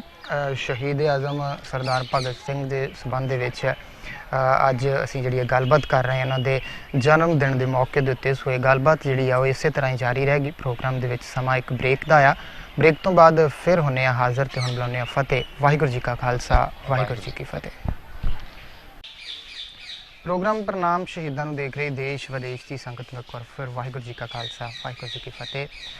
ਪ੍ਰੋਗਰਾਮ ਪ੍ਰਣਾਮ ਸ਼ਹੀਦਾਂ ਦੇ ਵਿੱਚ ਅਸੀਂ ਗੱਲਬਾਤ ਕਰ ਰਹੇ ਹਾਂ ਸ਼ਹੀਦ ਆਜ਼ਮ ਸਰਦਾਰ ਭਗਤ ਸਿੰਘ ਦੇ ਸੰਬੰਧ ਦੇ ਵਿੱਚ ਤੇ ਅੱਜ ਉਹਨਾਂ ਦਾ ਜਨਮ ਦਿਨ ਵੀ ਹੈ ਤੇ ਸਾਡੇ ਨਾਲ ਜਿਹੜੀ ਇਹ ਗੱਲਬਾਤ ਆ ਉਹ ਕਰ ਰਹੇ ਨੇ ਕਵਲਜੀਤ ਸਿੰਘ ਸਿੱਧੂ ਜਿਹੜੇ ਕਿ ਦੂਰਦਰਸ਼ਨ ਦੇ ਉੱਤੇ ਵੀ ਕੰਮ ਕਰ ਚੁੱਕੇ ਨੇ ਐਜ਼ ਏ ਐਂਕਰ ਤੇ ਹੋਰ ਵੀ ਬਹੁਤ ਸਾਰੇ ਖੇਤਿਆਂ ਦੇ ਵਿੱਚ ਰਿਸਰਚ ਵੀ ਕਰ ਚੁੱਕੇ ਨੇ ਜਿਸ ਕਰਕੇ UNO ਦੇ ਵੱਲੋਂ ਇਹਨਾਂ ਨੂੰ 골ਡ ਮੈਡਲ ਜਿਹੜਾ ਆ ਉਹ ਵੀ ਮਿਲਿਆ ਹੈ। ਸੋ ਬਹੁਤ ਹੀ ਸੁਚੱਜੇ ਤਰੀਕੇ ਦੇ ਨਾਲ ਭਗਤ ਸਿੰਘ ਦੇ ਜੀਵਨ ਦੇ ਨਾਲ ਸੰਬੰਧਿਤ ਗੱਲਾਂ ਜਿਹੜੀਆਂ ਤੁਸੀਂ ਪ੍ਰੋਗਰਾਮ ਦੇ ਪਹਿਲੇ ਹਿੱਸੇ ਦੇ ਵਿੱਚ ਦੇਖੀਆਂ ਨੇ, ਸੁਣੀਆਂ ਨੇ, ਉਹਨਾਂ ਨੂੰ ਹੀ ਅੱਗੇ ਤੋਰਦੇ ਹਾਂ। ਸਿੱਧੂ ਸਾਹਿਬ, ਭਗਤ ਸਿੰਘ ਹੋਰਾਂ ਦੇ ਉੱਤੇ ਗੱਲ ਕਰ ਰਹੇ ਹਾਂ। ਇਨਕਲਾਬ ਜਿੰਦਾਬਾਦ ਦਾ ਇੱਕ ਨਾਅਰਾ ਜਿਹੜਾ ਉਹ ਉਸ ਸਮੇਂ ਬੜਾ ਲਗਾਇਆ ਜਾਂਦਾ ਸੀ, ਉਸ ਦੇ ਮਤਲਬ ਦੀ ਗੱਲ ਕਰੀਏ ਤਾਂ ਮੈਨੂੰ ਨਹੀਂ ਲੱਗਦਾ ਕਿ ਅੱਜ ਨੌਜਵਾਨ ਪੀੜ੍ਹੀ ਜਿਹੜੀ ਉਸ ਦਾ ਮਤਲਬ ਵੀ ਜਾਣਦੀ ਹੈ। ਉਹ ਚੀਜ਼ ਜ਼ਰੂਰ ਤੁਸੀਂ ਸਾਂਝੀ ਕਰੋ ਕਿ ਇਨਕਲਾਬ ਜ਼ਿੰਦਾਬਾਦ ਦਾ ਮਤਲਬ ਕੀ ਸੀ। ਜੀ ਹਰਿੰਦਰ ਜੀ, ਇਹਦੀ ਅਗਰ ਮੈਂ ਗੱਲ ਕਹਾਂ ਕਿ ਇਨਕਲਾਬ ਜ਼ਿੰਦਾਬਾਦ ਦਾ ਜਿਹੜਾ ਨਾਅਰਾ ਆ ਜੀ, ਅਗਰ ਬਹੁਤੇ ਅੱਜ ਦੇ ਨੌਜਵਾਨ ਨਹੀਂ ਇਸ ਗੱਲ ਨੂੰ ਜਾਣਦੇਗੇ ਜੀ ਕਿ ਇਸ ਨਾਅਰੇ ਨੂੰ ਦਾ ਜਿਹੜਾ ਦੇਣ ਹੈਗੀ ਉਹ ਭਗਤ ਸਿੰਘ ਹੋਰਾਂ ਨੇ ਹੀ ਦਿੱਤਾ ਹੈ। ਜੀ ਇਹ ਨਾਅਰਾ ਇਨਕਲਾਬ ਜ਼ਿੰਦਾਬਾਦ ਦੇ ਮਗਰ ਇੱਕ ਬਹੁਤ ਵੱਡੀ ਇਹਦੇ ਵਿੱਚ ਲੁਕੀ ਹੋਈ ਗੱਲ ਹੈ ਜੀ ਕਿ ਇਨਕਲਾਬ ਕੀ ਹੈ। ਜੀ ਇਨਕਲਾਬ ਗੁਲਾਮੀ ਦੇ ਜੂਲੇ ਚੋਂ ਨਿਕਲਣਾ ਜੀ, ਇਨਕਲਾਬ ਬੁਰਜੂਆ ਜਿਹੜੀ ਸੋਚ ਉਹਦੇ ਵਿੱਚੋਂ ਨਿਕਲਣਾ ਹੈ ਜੀ ਇਨਕਲਾਬ ਜਿਹੜਾ ਹੈਗਾ ਆ ਅਸੀਂ ਉਹਨਾਂ ਰੂੜੀਵਾਦੀ ਰਵਾਇਤਾਂ ਚੋਂ ਨਿਕਲਣਾ ਹੈ ਜੀ ਇਨਕਲਾਬ ਦੇ ਵਿੱਚ ਜਿਹੜਾ ਹੈਗਾ ਆ ਨਿਆਂ ਪ੍ਰਣਾਲੀ ਜਿਹੜੀ ਹੈ ਜੀ ਨਿਆਂ ਸਾਰਿਆਂ ਨੂੰ ਬਰਾਬਰ ਦਾ ਮਿਲਣਾ ਚਾਹੀਦਾ ਹੈ ਜੀ ਊਚ ਨੀਚ ਭੇਦ ਭਾਵ ਜਾਤ ਪਾਤ ਖਤਮ ਹੋਣੀ ਚਾਹੀਦੀ ਹੈ ਜੀ ਤੇ ਜਿਹੜਾ ਅਮੀਰੀ ਤੇ ਗਰੀਬੀ ਵਾਲਾ ਜਿਹੜਾ ਪਾੜਾ ਆ ਜੀ ਉਹ ਖਤਮ ਹੋਣਾ ਚਾਹੀਦਾ ਹੈ ਜੀ ਤੇ ਗਰੀਬੀ ਤੇ ਅਮੀਰੀ ਦੇ ਇਸ ਪਾੜੇ ਤੋਂ ਇਲਾਵਾ ਜੀ ਜਿਵੇਂ ਕਿ ਬਹੁਤ ਸਾਰੀ ਸਾਮਰਾਜੀ ਤਾਕਤਾਂ ਜਿਹੜੀਆਂ ਸੀਗੀਆਂ ਜੀ। ਉਹ ਪੂੰਜੀਪਤੀ ਤਾਕਤਾਂ ਸੀ ਜਿਹੜੀਆਂ ਉਹ ਤੇ ਉਹਨਾਂ ਦੇ ਜੂਲੇ ਦੇ ਵਿੱਚੋਂ ਜੀ, ਅਸੀਂ ਜੀ। ਬਾਹਰ ਨਿਕਲੀਏ ਜੀ ਤੇ ਉਸ ਦੰਭ ਨੂੰ ਤੋੜ ਕੇ ਅਸੀਂ ਇੱਕ ਜੀ ਜੀ ਬਰਾਬਰ ਦੀ ਜਿਹੜੀ ਜੀ, ਸਾਂਝੀ ਜੀ। ਵਾਰਤਾ ਹੈ ਉਹਦੇ ਵਿੱਚ ਅਸੀਂ ਜੀ, ਜੋਈਏ ਜੀ। ਜਿਹਦੇ ਵਿੱਚ ਭਗਤ ਸਿੰਘ ਹੋਰਾਂ ਦਾ ਕਹਿਣਾ ਸੀਗਾ ਜੀ ਕਿ ਮੈਂ ਇਹ ਕਹਿਣਾ ਆ ਕਿ ਇਨਕਲਾਬ ਦੀ ਜਿਹੜੀ ਗੱਲ ਹੈਗੀ ਆ ਜੀ। ਉਹ ਹਰੇਕ ਪਿੰਡ ਵਿੱਚ ਪੁੱਜੇ ਜੀ। ਤੇ ਘਰ ਘਰ ਤੱਕ ਪੁੱਜੇ ਤਾਂ ਕਿ ਸਾਰੇ ਲੋਕਾਂ ਨੂੰ ਪਤਾ ਲੱਗੇ ਕਿ ਜੀ, ਜੀ, ਇਹ ਜੀ। ਮੈਂ ਜਿਹੜਾ ਇਨਕਲਾਬ ਦਾ ਨਾਰਾ ਦਿੱਤਾ ਇਨਕਲਾਬ ਜ਼ਿੰਦਾਬਾਦ ਦਾ ਉਹ ਕਿਸ ਤਰੀਕੇ ਦਾ ਹੋਣਾ ਚਾਹੀਦਾ ਹੈਗਾ ਜੀ। ਔਰ ਉਹਨਾਂ ਦੀ ਇਹ ਕੋਸ਼ਿਸ਼ ਵੀ ਰਹੀ ਹੈ ਜੀ ਜੀ ਜੀ ਕਿ ਇਨਕਲਾਬ ਜ਼ਿੰਦਾਬਾਦ ਦਾ ਜਿਹੜਾ ਨਾਰਾ ਹੈਗਾ ਆ ਉਹ ਹਰੇਕ ਉਸ ਸ਼ਖਸ ਤੱਕ ਪੁੱਜੇ ਜਿਹਨੂੰ ਹਜੇ ਤੱਕ ਆਜ਼ਾਦੀ ਦੇ ਬਾਰੇ ਨਹੀਂ ਪਤਾ ਉਹ ਅਹਿਸਾਸ ਨਹੀਂ ਕਰਦਾ ਜੀ ਸਿਰਫ ਉਸ ਆਜ਼ਾਦੀ ਤੱਕ ਵੀ ਸੀਮਤ ਨਹੀਂ ਮੈਂ ਕਹੂੰਗਾ ਜੀ ਉਹ ਇਹ ਚਾਹੁੰਦੇ ਸੀਗੇ ਕਿ ਅਗਰ ਦੇਸ਼ ਆਜ਼ਾਦ ਹੁੰਦਾ ਆ ਤੇ ਜੀ। ਦੇਸ਼ ਆਜ਼ਾਦੀ ਤੋਂ ਬਾਅਦ ਵੀ ਜੀ ਇਨਕਲਾਬ ਸਿਰਫ ਦੇਸ਼ ਆਜ਼ਾਦੀ ਦਾ ਮੰਤਵ ਨਹੀਂ ਹੈਗਾ ਜੀ ਮੰਤਵ ਇਹ ਹੈ ਕਿ ਬੇਸ਼ੱਕ ਉਹਨਾਂ ਨੇ ਇਹ ਕਿਹਾ ਸੀਗਾ ਕਿ ਅੰਗਰੇਜ਼ ਚਲੇ ਜਾਣਗੇ ਸਾਡੇ ਆਪਣੇ ਲੋਕ ਕੁਰਸੀਆਂ ਤੇ ਬਹਿ ਜਾਣਗੇ ਜੀ ਜੀ ਤੇ ਜੀ ਜੇ ਫਿਰ ਵੀ ਆਹੀ ਹਾਲਤ ਰਿਹਾ ਜੀ ਇਹ ਰਹਿਣਾ ਹੀ ਹੈ ਜੀ। ਕਿਉਂਕਿ ਇਹ ਉਦੋਂ ਤੋਂ ਲੈ ਕੇ ਅਗਰ ਅੱਜ ਦੇ ਦੌਰ ਦੀ ਅਸੀਂ 2017 ਤੱਕ ਦੀ ਵੀ ਗੱਲ ਕਰੀਏ ਜੀ ਜੀ ਜੀ ਅੱਜ ਵੀ ਜਿਹੜੇ ਸਾਮਰਾਜਵਾਦ ਆ ਤੇ ਪੂੰਜੀਪਤੀ ਆ, ਉਹਨਾਂ ਦੀ ਟੱਕਰ ਚੱਲਦੀ ਹੈ ਜੀ ਉਹ ਟੱਕਰ ਦੇ ਖਿਲਾਫ ਜਿਹੜੇ ਲੋਕ ਲੜਨਗੇ ਜਿਹੜੇ ਲੋਕ ਬਰਾਬਰੀ ਦੀ ਗੱਲ ਕਰਨਗੇ ਜਿਹੜੇ ਜੀ। ਲੋਕ ਨਿਆਂ ਦੀ ਗੱਲ ਕਰਨਗੇ ਜੀ ਤੇ ਜਿਹੜੇ ਲੋਕ ਕਿਉਂਕਿ ਉਹਨਾਂ ਦੇ ਇਹ ਵੀ ਕਹਿਣਾ ਸੀ ਇਹ 'ਚ ਇੱਕ ਗੱਲ ਮੈਂ ਹੋਰ ਐਡ ਕਰਦਾ ਆ ਜੀ ਕਿ ਜਿਵੇਂ ਉਹ ਕਹਿੰਦੇ ਸੀਗੇ ਕਿ ਨਾ ਕੋਈ ਕਿਸੇ ਨੂੰ ਦਵੇ ਦਾਨ ਜੀ। ਤੇ ਨਾ ਕੋਈ ਕਿਸੇ ਕੋਲੋਂ ਲਵੇ ਦਾਨ ਜੀ। ਕਿਉਂਕਿ ਪ੍ਰਣਾਲੀ ਇਦਾਂ ਦੀ ਬਣ ਜਾਣੀ ਜੀ। ਚਾਹੀਦੀ ਹੈ ਜਿਹਦੇ ਵਿੱਚ ਅਮੀਰ ਨਾ ਹੋਵੇ ਤੇ ਗਰੀਬ ਨਾ ਹੋਵੇ ਕਿ ਜਿਹੜਾ ਗਰੀਬ ਉਹਨੂੰ ਝਾਕ ਨਾ ਹੋਵੇ ਕਿ ਅਮੀਰ ਮੈਨੂੰ ਦੇਵੇ ਜੀ ਕਿਉਂਕਿ ਅਗਰ ਇੱਕ ਬੰਦੇ ਦੀ ਮਦਦ ਕਰਕੇ ਕੋਈ ਕਿਸੇ ਨੂੰ ਉਹਦੀ ਜੀ। ਗਰੀਬੀ ਕੱਟਣੀ ਚਾਹੁੰਦਾ ਹੈਗਾ ਤਾਂ ਫਿਰ ਜਿਹੜਾ ਬਾਕੀ ਦਾ ਸਾਡਾ ਸਮਾਜ ਹੈਗਾ ਜੀ ਉਹਦੇ ਨਾਲ ਤਾਂ ਫਿਰ ਇੱਕ ਤਰ੍ਹਾਂ ਦਾ ਪਾੜਾ ਪੈ ਗਿਆ ਜੀ ਤੇ ਬਾਕੀ ਸਮਾਜ ਨੂੰ ਜੇ ਬਦਲਣਾ ਹੈਗਾ ਆ ਤੇ ਉਹਨਾਂ ਨੂੰ ਜਿਹੜੇ ਬਰਾਬਰ ਦਾ ਜਿਹੜਾ ਨਿਆਂ ਆ ਬਰਾਬਰ ਦੇ ਜਿਹੜੇ ਹੱਕ ਹੈਗੇ ਆ ਉਹ ਮਿਲਣੇ ਚਾਹੀਦੇ ਆ ਇਹੀ ਇਨਕਲਾਬ ਜ਼ਿੰਦਾਬਾਦ ਦਾ ਜਿਹੜਾ ਆ ਉਹ ਜੀ, ਸੁਨੇਹਾ ਜੀ, ਆ ਜੀ ਜੀ ਜੀ ਜੀ ਬਿਲਕੁਲ ਸਿੱਧੂ ਸਾਹਿਬ ਜਿਹੜਾ ਤੁਸੀਂ ਦੱਸਿਆ ਹੈ, ਇਨਕਲਾਬ ਜ਼ਿੰਦਾਬਾਦ ਦਾ ਸੁਨੇਹਾ ਗੱਲ ਕਰੀਏ ਨੌਜਵਾਨ ਪੀੜ੍ਹੀ ਦੀ ਤਾਂ ਨੌਜਵਾਨ ਪੀੜ੍ਹੀ ਤੁਸੀਂ ਗਰਾਊਂਡ ਲੈਵਲ ਦੇ ਉੱਤੇ ਕੰਮ ਵੀ ਕੀਤਾ ਸਾਰਾ ਕੁਝ ਕੀਤਾ ਯੂਥ ਨਾਲ ਵੀ ਵਿਚਰੇ ਜੇ ਭਗਤ ਸਿੰਘ ਦੀ ਸੋਚ ਤੋਂ ਅੱਜ ਦੇ ਨੌਜਵਾਨ ਕਿੰਨੇ ਕੁ ਵਾਕਿਫ ਨੇ ਤੁਸੀਂ ਕਿਸ ਤਰ੍ਹਾਂ ਦੇਖਦੇ ਜਿਸ ਚੀਜ਼ ਨੂੰ ਜੀ ਮੈਂ ਇੱਥੇ ਇੱਕ ਘਟਨਾ ਦਾ ਜ਼ਿਕਰ ਕਰਨਾ ਚਾਹੂੰਗਾ ਜੀ ਸਨ 2005 ਦੇ ਵਿੱਚ ਸ਼ਹੀਦ ਆਜ਼ਮ ਭਗਤ ਸਿੰਘ ਦੇ ਜਿਹੜੇ ਛੋਟੇ ਭਾਈ ਸਾਹਿਬ ਕੁਲਤਾਰ ਜੀ ਸੀ ਜੀ ਉਹਨਾਂ ਦੀ ਅੰਤਮ ਰਸਮਾਂ ਤੋਂ ਬਾਅਦ ਉਹਨਾਂ ਦੀ ਬੇਟੀ ਵਰਿੰਦਰ ਕੌਰ ਸੰਧੂ ਜੀ ਤੇ ਉਹਨਾਂ ਦੇ ਜਿਹੜੇ ਹਸਬੈਂਡ ਸੀਗੇ ਨਰੇਸ਼ ਭਾਰਤੀ ਜੀ ਜੀ ਦਿੱਲੀ ਮੈਂ ਹਿੰਦੁਸਤਾਨ ਟਾਈਮਜ਼ ਅਖਬਾਰ ਦੇ ਦਫ਼ਤਰ ਦੇ ਵਿੱਚ ਮੇਰੀ ਮੁਲਾਕਾਤ ਉਹਨਾਂ ਨਾਲ ਹੋਈ ਜੀ ਤੇ ਉੱਥੇ ਬੈਠਿਆਂ ਸਾਡੀਆਂ ਗੱਲਾਂ ਲੰਬੀਆਂ ਚੱਲੀਆਂ ਤੇ ਜਿਹਦੇ ਵਿੱਚ ਮੈਂ ਵਰਿੰਦਰ ਕੌਰ ਸੰਧੂ ਹੋਰਾਂ ਨੂੰ ਇਸ ਗੱਲ ਬਾਰੇ ਪੁੱਛਿਆ ਜੀ ਕਿ ਤੁਸੀਂ ਇਹ ਵਰਤਾਰਾ ਅੱਜ ਦੇ ਆਜ਼ਾਦ ਹਿੰਦੁਸਤਾਨ ਦੇ ਵਿੱਚ ਵੇਖ ਰਹੇ ਹੋ ਜੀ ਇਸ ਵਰਤਾਰੇ ਦੀ ਜੇ ਮੈਂ ਗੱਲ ਕਵਾਂ ਕਿ ਤੁਹਾਨੂੰ ਕੀ ਪ੍ਰਤੀਤ ਹੁੰਦਾ ਤਾਂ ਉਹਨਾਂ ਦਾ ਮੈਨੂੰ ਇਹ ਕਹਿਣਾ ਸੀਗਾ ਕਿ ਜਿਵੇਂ ਮੈਂ ਦੇਖਦਾ ਤੁਸੀਂ ਵੀ ਹਰਿੰਦਰ ਜੀ ਇਸ ਚੀਜ਼ ਤੋਂ ਭਲੀ ਭਾਂਤੀ ਵਾਕਿਫ ਹੋ ਜੀ। ਕਿ ਬਸੰਤੀ ਰੰਗ ਦੇ ਜਿਹੜੀਆਂ ਪੱਗਾਂ ਨੇ ਜੀ ਜੀ ਜੀ ਬਸੰਤੀ ਜਿਹੜੇ ਗਲ ਦੇ ਵਿੱਚ ਸਾਫੇ ਪਰਨੇ ਪਾ ਕੇ ਜੀ ਆਮ ਚਾਹੇ ਉਹ ਅਸੀਂ ਸ਼ਹੀਦੀ ਦਿਹਾੜੇ ਦੀ ਗੱਲ ਕਰ ਲਈਏ ਜੀ, ਚਾਹੇ ਜੀ। ਭਗਤ ਸਿੰਘ ਹੋਰਾਂ ਦੇ ਜਨਮ ਦਿਵਸ ਦੀ ਗੱਲ ਕਰ ਲਈਏ ਜੀ ਜੀ ਜੀ ਉਸ ਦਿਨ ਹੀ ਕੋਈ ਰੈਲੀਆਂ ਕੱਢੀਆਂ ਜਾਂਦੀਆਂ ਹੈਗੀਆਂ ਕੋਈ ਮੋਟਰਸਾਈਕਲ ਰੈਲੀ ਕੱਢੀ ਜਾਂਦੀ ਹੈਗੀ ਜੀ। ਆ ਕੋਈ ਜਿਹੜੇ ਪ੍ਰੋਗਰਾਮ ਜਾਂ ਮੇਲੇ ਜਿਹੜੇ ਆ ਉਹ ਲਾਏ ਜਾਂਦੇ ਆ ਜੀ ਪਰ ਇਹਦੇ ਬਾਵਜੂਦ ਉਹ ਇੱਕ ਦਿਨਾ ਕ੍ਰਮ ਹੈ ਜੀ ਔਰ ਲਗਾਤਾਰ ਭਗਤ ਸਿੰਘ ਦੀ ਜਿਹੜੀ ਗੱਲ ਹੈਗੀ ਆ ਉਸ ਲਹਿਰ ਦੀ ਗੱਲ ਹੈਗੀ ਆ ਜਾਂ ਉਹਨਾਂ ਦੀ ਸੋਚ ਦੀ ਗੱਲ ਆ ਉਹ ਨਹੀਂ ਕੀਤੀ ਜਾਂਦੀ ਜੀ ਜੀ ਤਾਂ ਵਰਿੰਦਰ ਕੌਰ ਹੋਰਾਂ ਦਾ ਵੀ ਮੈਨੂੰ ਇਹੀ ਕਹਿਣਾ ਸੀਗਾ ਜੀ ਕਿ ਇਹ ਚੀਜ਼ਾਂ ਜਿਹੜੀਆਂ ਹੈਗੀਆਂ ਇਹ ਠੀਕ ਹੈ ਕਿ ਭਗਤ ਸਿੰਘ ਦਾ ਅੱਜ ਵੀ ਅਦਬ ਹੁੰਦਾ ਆ ਜੀ ਅੱਜ ਵੀ ਤਾਇਆ ਜੀ ਦੀ ਇਹ ਗੱਲ ਲੋਕਾਂ ਦੇ ਅੰਦਰ ਘਰ ਕਰ ਚੁੱਕੀ ਹੈ ਕਿ ਜੋ ਇਨਕਲਾਬ ਲਿਆਉਣ ਵਾਸਤੇ ਉਹਨਾਂ ਨੇ ਐਡੀ ਵੱਡੀ ਜੀ ਆਪਣੀ ਕੁਰਬਾਨੀ ਦਿੱਤੀ ਹੈਗੀ ਆ ਜੀ ਇਸ ਦੇ ਬਾਵਜੂਦ ਹਾਲੇ ਤੱਕ ਵੀ ਉਹ ਚੀਜ਼ਾਂ ਨਹੀਂ ਹੋ ਸਕੀਆਂ ਜੀ। ਕਿਉਂਕਿ ਅਸੀਂ ਲੋਕ ਸਿਰਫ ਤੇ ਸਿਰਫ ਪ੍ਰੈਕਟੀਕਲ ਹੋਣ ਤੋਂ ਬਚਦੇ ਆ, ਜੀ ਕਿਉਂਕਿ ਅੱਜ ਇਹੀ ਗੱਲ ਪੂਰੇ ਸਮਾਜ ਵਿੱਚ ਵੀ ਕਹੀ ਜਾਂਦੀ ਹੈ ਔਰ ਬੁੱਧੀਜੀਵੀ ਵੀ ਇਹ ਗੱਲ ਕਹਿੰਦੇ ਆ ਕਿ ਭਗਤ ਸਿੰਘ ਪੈਦਾ ਹੋਣਾ ਤਾਂ ਗੁਆਂਢੀਆਂ ਦੇ ਘਰੇ ਪੈਦਾ ਹੋਵੇ, ਸਾਡੇ ਘਰੇ ਨਾ ਪੈਦਾ ਜੀ ਜੀ ਹੋਵੇ। ਜੀ ਉਹ ਸਾਡੇ ਮਨ ਦੇ ਵਿੱਚ ਗੱਲ ਹੈਗੀ ਆ। ਔਰ ਇੱਥੇ ਇੱਕ ਦੂਜੀ ਗੱਲ ਨਾਲ ਜੁੜਦੀ ਇਹ ਹੈ ਕਿ ਜਿਹੜੇ ਅੱਜ ਵੀ ਅਮੀਰ ਲੋਕ ਹੈਗੇ ਨੇ ਉਹ ਕਦੇ ਵੀ ਇਸ ਮਾਮਲੇ ਵਿੱਚ ਅੱਗੇ ਨਹੀਂ ਆਉਣਗੇ, ਜੀ ਕਿਉਂਕਿ ਜਿਨ੍ਹਾਂ ਨੂੰ ਆਪਦੀ ਜਾਨ ਤੇ ਆਪਦੀਆਂ ਜਾਇਦਾਦਾਂ ਦਾ ਫਿਕਰ ਉਦੋਂ ਵੀ ਸੀਗਾ, ਜੀ ਹੁਣ ਵੀ ਸੀਗਾ, ਜੀ। ਅਸੀਂ ਉਹਨਾਂ ਤੋਂ ਕ੍ਰਾਂਤੀ ਦੀ ਜਿਹੜੀ ਆਸ ਉਹ ਨਹੀਂ ਰੱਖ ਸਕਦੇ। ਜੀ ਜਦੋਂ ਕ੍ਰਾਂਤੀ ਦੀ ਆਸ ਅਸੀਂ ਰੱਖਣੀ ਹੈ ਜੀ ਤਾਂ ਕ੍ਰਾਂਤੀ ਦੀ ਆਸ ਵਾਸਤੇ ਉਦੋਂ ਵੀ ਭਗਤ ਸਿੰਘ ਹੋਰਾਂ ਦਾ ਇਹੀ ਕਹਿਣਾ ਸੀਗਾ ਜੀ ਕਿ ਜੇ ਇਨਕਲਾਬ ਨੂੰ ਸਹੀ ਅਰਥਾਂ ਵਿੱਚ ਲਿਆਉਣਾ ਆ ਜੀ ਤੇ ਉਸ ਦੇ ਵਿੱਚ ਮਜ਼ਦੂਰ ਕਾਰਖਾਨਿਆਂ ਵਾਲੇ ਸ਼ਾਮਲ ਹੋਣਗੇ, ਜੀ ਉਹਦੇ ਵਿੱਚ ਸਾਡੇ ਪਿੰਡ ਸ਼ਾਮਲ ਹੋਣਗੇ। ਤੇ ਅੱਜ ਇਹਦੇ ਵਿੱਚ ਮੈਂ ਇੱਕ ਚੀਜ਼ ਹੋਰ ਜੋੜਨਾ ਹੈਗਾ ਕਿ ਕਿਸੇ ਵੀ ਕੌਮ ਦੇ ਵਿੱਚ ਜਦੋਂ ਕ੍ਰਾਂਤੀ ਲਿਆਉਣੀ ਹੋਵੇ ਤਾਂ ਜੀ। ਕੌਮ ਦੀ ਜਿਹੜੀ ਨੌਜਵਾਨ ਪੀੜ੍ਹੀ ਹੈ ਜੀ ਉਹਦਾ ਸ਼ਾਮਲ ਹੋਣਾ ਬਹੁਤ ਜ਼ਿਆਦਾ ਜ਼ਰੂਰੀ ਹੈ। ਜੀ ਪਰ ਜਿਹੜੀ ਨੌਜਵਾਨ ਪੀੜ੍ਹੀ ਹੈਗੀ ਆ ਉਹਨੂੰ ਅਸੀਂ ਗੱਲ ਕਰੀਏ ਕਿ ਅੱਜ ਸਾਡੇ ਜਿਹੜੀ ਵਿਦਿਅਕ ਸੰਸਥਾਵਾਂ ਹੈਗੀਆਂ ਜੀ ਜੀ ਉਹਨਾਂ ਵਿੱਚ ਪੜ੍ਹਨ ਵਾਲੇ ਜਿਹੜੇ ਨੌਜਵਾਨ ਆ, ਜਿੰਨਾ ਚਿਰ ਤੱਕ ਆਜ਼ਾਦੀ ਦੇ ਲਈ ਜੀ ਹਜੇ ਸਾਨੂੰ ਆਜ਼ਾਦੀ ਦੀ ਲੋੜ ਹੈ, ਜੀ ਇਹ ਅਖੌਤੀ ਆਜ਼ਾਦੀ ਆ, ਮੈਂ ਇਹਨੂੰ ਕਹੂੰਗਾ ਹਜੇ ਸਾਨੂੰ ਆਜ਼ਾਦੀ ਦੀ ਲੋੜ ਹੈਗੀ ਆ ਜੀ ਕਿ ਉਹਨਾਂ ਨੌਜਵਾਨਾਂ ਨੂੰ ਜਿੰਨਾ ਚਿਰ ਅਸੀਂ ਸ਼ਾਮਲ ਨਹੀਂ ਕਰਦੇ, ਜੀ ਜੀ ਜਿੰਨਾ ਚਿਰ ਉਹਨਾਂ ਦੀ ਸੋਚ ਨੂੰ ਨਹੀਂ ਬਦਲਦੇ, ਉਹਨਾਂ ਚਿਰ ਤੱਕ ਹਕੀਕੀ ਆਜ਼ਾਦੀ ਜਿਹੜੀ ਹੈ ਉਹ ਅਸੀਂ ਪ੍ਰਾਪਤ ਨਹੀਂ ਕਰ ਸਕਦੇ। ਬਸ਼ਰਤੇ ਕਿ ਬਹੁਤ ਵਾਰੀ ਇਸ ਤਰ੍ਹਾਂ ਹੋਇਆ ਕਿ ਮੈਂ ਬਹੁਤ ਅਰਸਾ ਮੇਰਾ ਪਰਿਵਾਰ ਜਿਹੜਾ ਸੀਗਾ ਉਹ ਜ਼ਿਲ੍ਹਾ ਫਿਰੋਜ਼ਪੁਰ ਦੇ ਵਿੱਚ ਰਿਹਾ। ਜੀ ਅੱਜ ਕੱਲ ਮੈਂ ਮੋਗੇ ਦਾ ਵਸਨੀਕ ਬਣ ਚੁੱਕਿਆ ਸਾਰਾ ਪਰਿਵਾਰ। ਜੀ ਉੱਥੇ ਰਹਿਣ ਦਰਮਿਆਨ ਜਿਹੜਾ ਬਹੁਤ ਲੰਬਾ ਅਰਸਾ ਸੀਗਾ ਪਰਿਵਾਰ ਵੱਲੋਂ ਗੁਜ਼ਾਰਿਆ, ਤੇ ਉੱਥੇ ਬਹੁਤ ਸਾਰੇ ਪੰਜਾਬ ਦੇ ਜਿਹੜੇ ਯੂਥ ਕਲੱਬ ਸੀਗੇ, ਜੀ ਬਹੁਤ ਸਾਰੀਆਂ ਜਿਹੜੀਆਂ ਸੰਸਥਾਵਾਂ ਸੀਗੀਆਂ, ਉਹਨਾਂ ਦੇ ਵਿੱਚ ਬਤੌਰ ਮੈਂ ਮੈਂਬਰ ਰਿਹਾ। ਬਹੁਤ ਸਾਰੇ ਕਾਰਜ ਇਸ ਤਰ੍ਹਾਂ ਦੇ ਅੜੰਬੇ ਜੀ ਜਿਨ੍ਹਾਂ ਦੇ ਵਿੱਚ ਮੈਂ ਸ਼ਹੀਦ ਆਜ਼ਮ ਸਰਦਾਰ ਭਗਤ ਸਿੰਘ ਹੋਰਾਂ ਦੀ ਯਾਦ ਵਿੱਚ ਇੱਕ ਜੀ। ਮੇਲਾ ਸ਼ੁਰੂ ਕਰਵਾਇਆ ਸੀ। ਜੀ ਤੇ ਇਸ ਤੋਂ ਇਲਾਵਾ ਨੌਜਵਾਨ ਜਥੇਬੰਦੀਆਂ ਵੱਲੋਂ ਇੱਕ ਕਾਜ ਐਜੂਕੇਸ਼ਨ ਐਂਡ ਵੈਲਫੇਅਰ ਸੁਸਾਇਟੀ ਬਣੀ, ਜਿਹਦੇ ਵਿੱਚ ਮੈਨੂੰ ਉਹਨਾਂ ਨੇ ਇੱਕ ਡਾਇਰੈਕਟਰ ਦੀ ਜ਼ਿੰਮੇਵਾਰੀ ਦਿੱਤੀ ਗਈ। ਜੀ ਉਹਦੇ ਵਿੱਚ ਅਸੀਂ ਪਹਿਲੀ ਵਾਰੀ ਸਨ 2012 ਦੇ ਵਿੱਚ ਇੱਕ ਮਾਰਚ ਕੱਢਿਆ ਗਿਆ ਜੀ ਤੇ ਨੌਜਵਾਨ ਮੈਨੂੰ ਆ ਕੇ ਕਹਿਣ ਲੱਗੇ ਕਿ ਆਪਾਂ ਵੀਰ ਜੀ ਇਦਾਂ ਕਰਨਾ ਹੈ ਕਿ ਰਲ ਮਿਲ ਕੇ ਆਪਾਂ ਮਾਰਚ ਜਿਹੜਾ ਹੈਗਾ ਆ ਸਾਰਾਗੜ੍ਹੀ ਗੁਰਦੁਆਰਾ ਫਿਰੋਜ਼ਪੁਰ ਤੋਂ ਲੈ ਕੇ ਤੇ ਭਗਤ ਸਿੰਘ ਦੀ ਸਮਾਧ ਤੱਕ ਕੱਢੀਏ। ਜੀ ਤੇ ਜਿਹੜੇ ਮੇਰੇ ਤੋਂ ਪਹਿਲਾਂ ਦੇ ਕਹਿ ਸਕਦੇ ਹੋ ਮੇਰੇ ਤੋਂ ਉਮਰ 'ਚ ਵੱਡੇ ਸੀਗੇ, ਉਹਨਾਂ ਦੀ ਜਿਹੜੀ ਰਾਏ ਮਸ਼ਵਰਾ ਮੈਨੂੰ ਮਿਲਿਆ ਜੀ ਤਾਂ ਮੈਨੂੰ ਉਸ ਤੇ ਬੜੀ ਹੈਰਾਨੀ ਆਈ। ਉਹ ਕਹਿੰਦੇ ਜੀ ਅਸੀਂ ਗਲਾਂ ਦੇ ਵਿੱਚ ਜਿਹੜੇ ਆ ਸਿਰ ਤੇ ਪੀਲੀਆਂ ਪੱਗਾਂ ਬੰਨਾਂਗੇ ਜੀ ਤੇ ਗਲਾਂ ਦੇ ਵਿੱਚ ਸਾਫੇ ਪਾਵਾਂਗੇ ਤੇ ਅਸੀਂ ਇਸ ਤਰੀਕੇ ਨਾਲ ਯਾਤਰਾ ਕੱਢਾਂਗੇ। ਜੀ ਤਾਂ ਮੈਂ ਉਸ ਸਮੇਂ ਵੀ ਇਸ ਗੱਲੋਂ ਵਰਜਿਆ ਸੀਗਾ।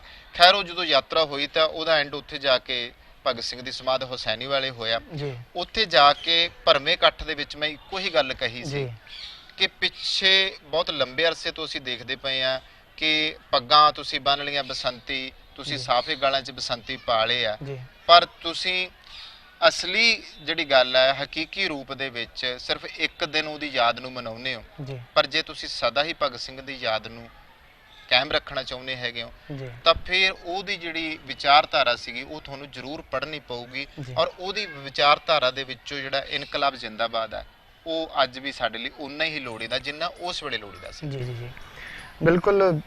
ਸਿੱਧੂ ਸਾਹਿਬ, ਜੇਕਰ ਗੱਲ ਕਰੀਏ ਭਗਤ ਸਿੰਘ ਹੋਰਾਂ ਦੇ ਜੇਲ੍ਹ ਦੇ ਵਿੱਚ ਰਹਿਣ ਦਾ ਸਮਾਂ ਜਿਹੜਾ ਸੀਗਾ, ਉਸ ਸਮੇਂ ਦੇ ਦੌਰਾਨ ਜੇਲ੍ਹ ਦੇ ਵਿੱਚ ਕੀ ਕੁਝ ਕਰਿਆ ਕਰਦੇ ਸਨ, ਕਿਸ ਤਰ੍ਹਾਂ ਦੀਆਂ ਕਹਿ ਲਿਆ ਜਾਵੇ ਪੁਸਤਕਾਂ ਜਿਹੜੀਆਂ ਆ ਉਹ ਪੜ੍ਹਿਆ ਕਰਦੇ ਸਨ, ਕਿਸ ਤਰ੍ਹਾਂ ਦਾ ਜੇਲ੍ਹ ਦੇ ਅੰਦਰ ਉਹਨਾਂ ਦਾ ਜੀਵਨ ਸੀਗਾ? ਇਹ ਉਹ ਵੇਲਾ ਸੀਗਾ ਜਿਸ ਟਾਈਮ ਭਗਤ ਸਿੰਘ ਹੋਰੀ ਜੇਲ੍ਹ ਦੇ ਵਿੱਚ ਇੱਕ ਕੈਦੀ ਵਜੋਂ ਜੀਵਨ ਬਿਤਾ ਰਹੇ ਸੀਗੇ। ਕਹਿ ਸਕਦੇ ਹੋ ਕਿ ਉਸ ਵਕਤ ਉਹ ਨੌਜਵਾਨ ਦੀ ਜਿਹੜੀ ਸੋਚ ਸੀਗੀ, ਜਿਸ ਤਰ੍ਹਾਂ ਕਿ ਉਹਨਾਂ ਦੇ ਪਰਿਵਾਰ ਦੇ ਮੈਂਬਰ ਜਾਂਦੇ ਸੀਗੇ, ਉਹਨਾਂ ਦਾ ਭਰਾ ਕੁਲਤਾਰ ਸਿੰਘ ਉਹਨਾਂ ਨਾਲ ਮੁਲਾਕਾਤ ਕਰਨ ਜਾਂਦਾ ਸੀ, ਮਾਂ ਵਿਦਿਆਵੰਤੀ ਮੁਲਾਕਾਤ ਕਰਨ ਜਾਂਦੀ ਸੀ, ਜੀ ਜੀ ਪਰਿਵਾਰ ਦੇ ਹੋਰ ਜੀ ਔਰ ਉਹਨਾਂ ਨੂੰ ਜਿਹੜੇ ਪਿਆਰ ਕਰਨ ਵਾਲੇ ਉਸ ਸਮੇਂ ਲੋਕ ਸੀਗੇ, ਜੀ ਜੀ ਉਹ ਉਹਨਾਂ ਕੋਲ ਜਦੋਂ ਜਾਂਦੇ ਸੀ ਤਾਂ ਉਹਨਾਂ ਦੀ ਇੱਕੋ ਹੀ ਮੰਗ ਹੁੰਦੀ ਸੀ। ਪਹਿਲਾਂ ਤਾਂ ਕਿਉਂਕਿ ਭਗਤ ਸਿੰਘ ਹੋਰਾਂ ਨੇ ਬਹੁਤ ਵਾਰੀ ਜੇਲ੍ਹ ਦੇ ਵਿੱਚ ਵੀ ਹੜਤਾਲ ਇਸ ਗੱਲੋਂ ਕੀਤੀ ਆ, ਬਾਕੀ ਕੈਦੀਆਂ ਨੂੰ ਸਾਰਿਆਂ ਨੂੰ ਉਹਨਾਂ ਨੇ ਜਾਗਰੂਕ ਕੀਤਾ ਹੈਗਾ ਜੀ ਕਿ ਜਿਹੜਾ ਬੰਦਾ ਆਪਣਾ ਹੱਕ ਨਹੀਂ ਲੈ ਸਕਦਾ ਉਹਨੂੰ ਜਿਉਣ ਦਾ ਕੋਈ ਅਧਿਕਾਰ ਨਹੀਂ ਹੈ। ਜੀ ਤਾਂ ਉਹ ਜਿਹੜੇ ਹੱਕ ਲੈਣ ਦੀ ਗੱਲ ਸੀਗੀ ਜੀ ਉਹਦੇ ਪਿੱਛੇ ਅਸੀਂ ਕਹਿ ਸਕਦੇ ਹੈਗੇ ਆ ਕਿ ਜਿਹੜੀ ਰੂਸੀ ਕ੍ਰਾਂਤੀ ਆ ਜਾਂ ਲੈਨਨ ਦਾ ਉਹ ਜਿਹੜਾ ਸਾਮਰਾਜ ਜਿਹਦੇ ਵਿੱਚ ਉਹਨਾਂ ਨੇ ਦੇਖਿਆ ਕਿ ਰੂਸ ਦੇ ਵਿੱਚ ਹੁਣ ਸਾਰਿਆਂ ਨੂੰ ਬਰਾਬਰ ਦੇ ਅਧਿਕਾਰ ਹੈ, ਉਹ ਸਾਰੇ ਰਲ ਮਿਲ ਕੇ ਰਹਿੰਦੇ ਹੈਗੇ ਆ, ਉਹਨਾਂ 'ਚ ਹੁਣ ਨਾ ਊਚ ਨੀਚ ਭੇਦਭਾਵ ਜਾਂ ਆਰਥਿਕ ਜਿਹੜਾ ਪਾੜਾ ਆ ਉਹ ਉਹਨਾਂ ਦੇ ਵਿੱਚ ਹੈ ਨਹੀਂ। ਤੇ ਉਹ ਉਸ ਵਕਤ ਵੀ ਜੇਲ੍ਹ ਦੇ ਵਿੱਚ ਜਿਹੜੀਆਂ ਕਿਤਾਬਾਂ ਸੀਗੀਆਂ ਉਹ ਮੰਗਵਾਉਂਦੇ ਸੀਗੇ ਸਾਰੇ ਆਏ ਗਿਆਂ ਕੋਲੋਂ, ਤੇ ਕੁਝ ਜੇਲ੍ਹ ਅਧਿਕਾਰੀਆਂ ਦੇ ਨਾਲ ਵੀ ਜਿਹੜੀ ਸੀਗੀ ਉਹਨਾਂ ਦੀ ਮੁਲਾਕਾਤ ਦਰਮਿਆਨ ਉਹਨਾਂ ਨੂੰ ਦੱਸਦੇ ਸੀਗੇ, ਉਹਨਾਂ ਕੋਲ ਮੰਗਾਉਂਦੇ ਸੀਗੇ ਵੀ ਸਾਨੂੰ ਜਿਹੜੀਆਂ ਕਿਤਾਬਾਂ ਆ ਉਹ ਸਾਨੂੰ ਪੁੱਜਣੀਆਂ ਚਾਹੀਦੀਆਂ ਹੈਗੀਆਂ, ਤੇ ਉਹ ਪੜ੍ਹਦੇ ਸੀਗੇ। ਔਰ ਅਖੀਰ ਤੇ ਵੀ ਇੱਕ ਗੱਲ ਹੈ ਕਿ ਜਿਸ ਟਾਈਮ ਉਹਨਾਂ ਨੂੰ ਫਾਂਸੀ ਹੋਈ ਆ ਤੇ ਜੇਲਰ ਨੇ ਉਹਨਾਂ ਦੀ ਆਖਰੀ ਜਿਹੜੀ ਇੱਛਾ ਸੀ ਉਹ ਪੁੱਛੀ ਸੀ, ਤੇ ਉਸ ਸਮੇਂ ਵੀ ਉਹ ਲੈਨਨ ਬਾਰੇ ਪੜ੍ਹ ਰਹੇ ਸੀ, ਤੇ ਉਹ ਕਹਿੰਦੇ ਸੀ ਮੈਨੂੰ ਇਸ ਕਿਤਾਬ ਦਾ ਇੱਕ ਚੈਪਟਰ ਜਿਹੜਾ ਹੈਗਾ ਉਹ ਪੂਰਾ ਕਰ ਲੈਂਦੇ ਹੋ, ਇਸ ਤੋਂ ਬਾਅਦ ਮੈਨੂੰ ਫਾਂਸੀ ਦੇ ਤਖਤੇ ਬੰਨੇ ਲੈ ਜਾਣਾ। ਤਾਂ ਸੋ ਉਹ ਜਿਹੜੀ ਕਿਤਾਬਾਂ ਪੜ੍ਹ ਕੇ ਜਿਹੜੀ ਸਾਡੀ ਵਿਚਾਰਧਾਰਾ ਆ ਉਹ ਬਹੁਤ ਵਧੀਆ ਬਣੀ, ਕਿਉਂਕਿ ਅੱਜ ਵੀ ਅਗਰ ਮੈਂ ਗੱਲ ਕਹਾਂ ਕਿ ਭਗਤ ਸਿੰਘ ਹੋਰਾਂ ਦੀ ਇਹ ਚੀਜ਼ ਅੱਜ ਦੀ ਨੌਜਵਾਨ ਪੀੜ੍ਹੀ ਨੂੰ ਹਰ ਹਾਲਤ ਅਪਣਾਉਣੀ ਚਾਹੀਦੀ ਆ। ਹੁਣ ਜਦੋਂ ਅਸੀਂ ਆਸੇ-ਪਾਸੇ ਨੌਜਵਾਨਾਂ ਨੂੰ ਦੇਖਦੇ ਹਾਂ ਤੇ ਉਹਨਾਂ ਦੀ ਹਾਲਾਤ ਵੱਲ ਵੇਖ ਕੇ ਇਹ ਦੁੱਖ ਆਉਂਦਾ ਹੈਗਾ ਕਿ ਜਿਸ ਮੁਲਕ ਦੀ ਕੌਮ ਜਿਹੜੀ ਹੈ ਉਸ ਕੌਮ ਨੂੰ ਜੇ ਕਹੀਏ ਕਿ ਜਦੋਂ ਉਹਦਾ ਸਾਹਿਤ ਨਾਲ ਸੰਬੰਧ ਨਹੀਂ ਹੈਗਾ, ਉਹਨਾਂ ਦਾ ਕਿਤਾਬਾਂ ਨਾਲ ਮੋਹ ਨਹੀਂ ਹੈਗਾ, ਉਹ ਕੌਮ ਦੇ ਜਿਹੜੇ ਆਉਣ ਵਾਲੀਆਂ ਪੀੜ੍ਹੀਆਂ ਨੇ ਜਾਂ ਹੁਣ ਦੇ ਜਿਹੜੇ ਵਾਰਸ ਨੇ ਉਹ ਆਪਣੇ ਇਤਿਹਾਸ ਤੋਂ, ਆਪਣੇ ਫਲਸਫੇ ਤੋਂ, ਕ੍ਰਾਂਤੀਕਾਰੀ ਫਲਸਫੇ ਤੋਂ, ਆਪਣੇ ਧਾਰਮਿਕ ਫਲਸਫੇ ਤੋਂ ਕੋਹਾਂ ਦੂਰ ਨੇ, ਉਹਨਾਂ ਨੂੰ ਕੁਝ ਵੀ ਨਹੀਂ ਪਤਾ।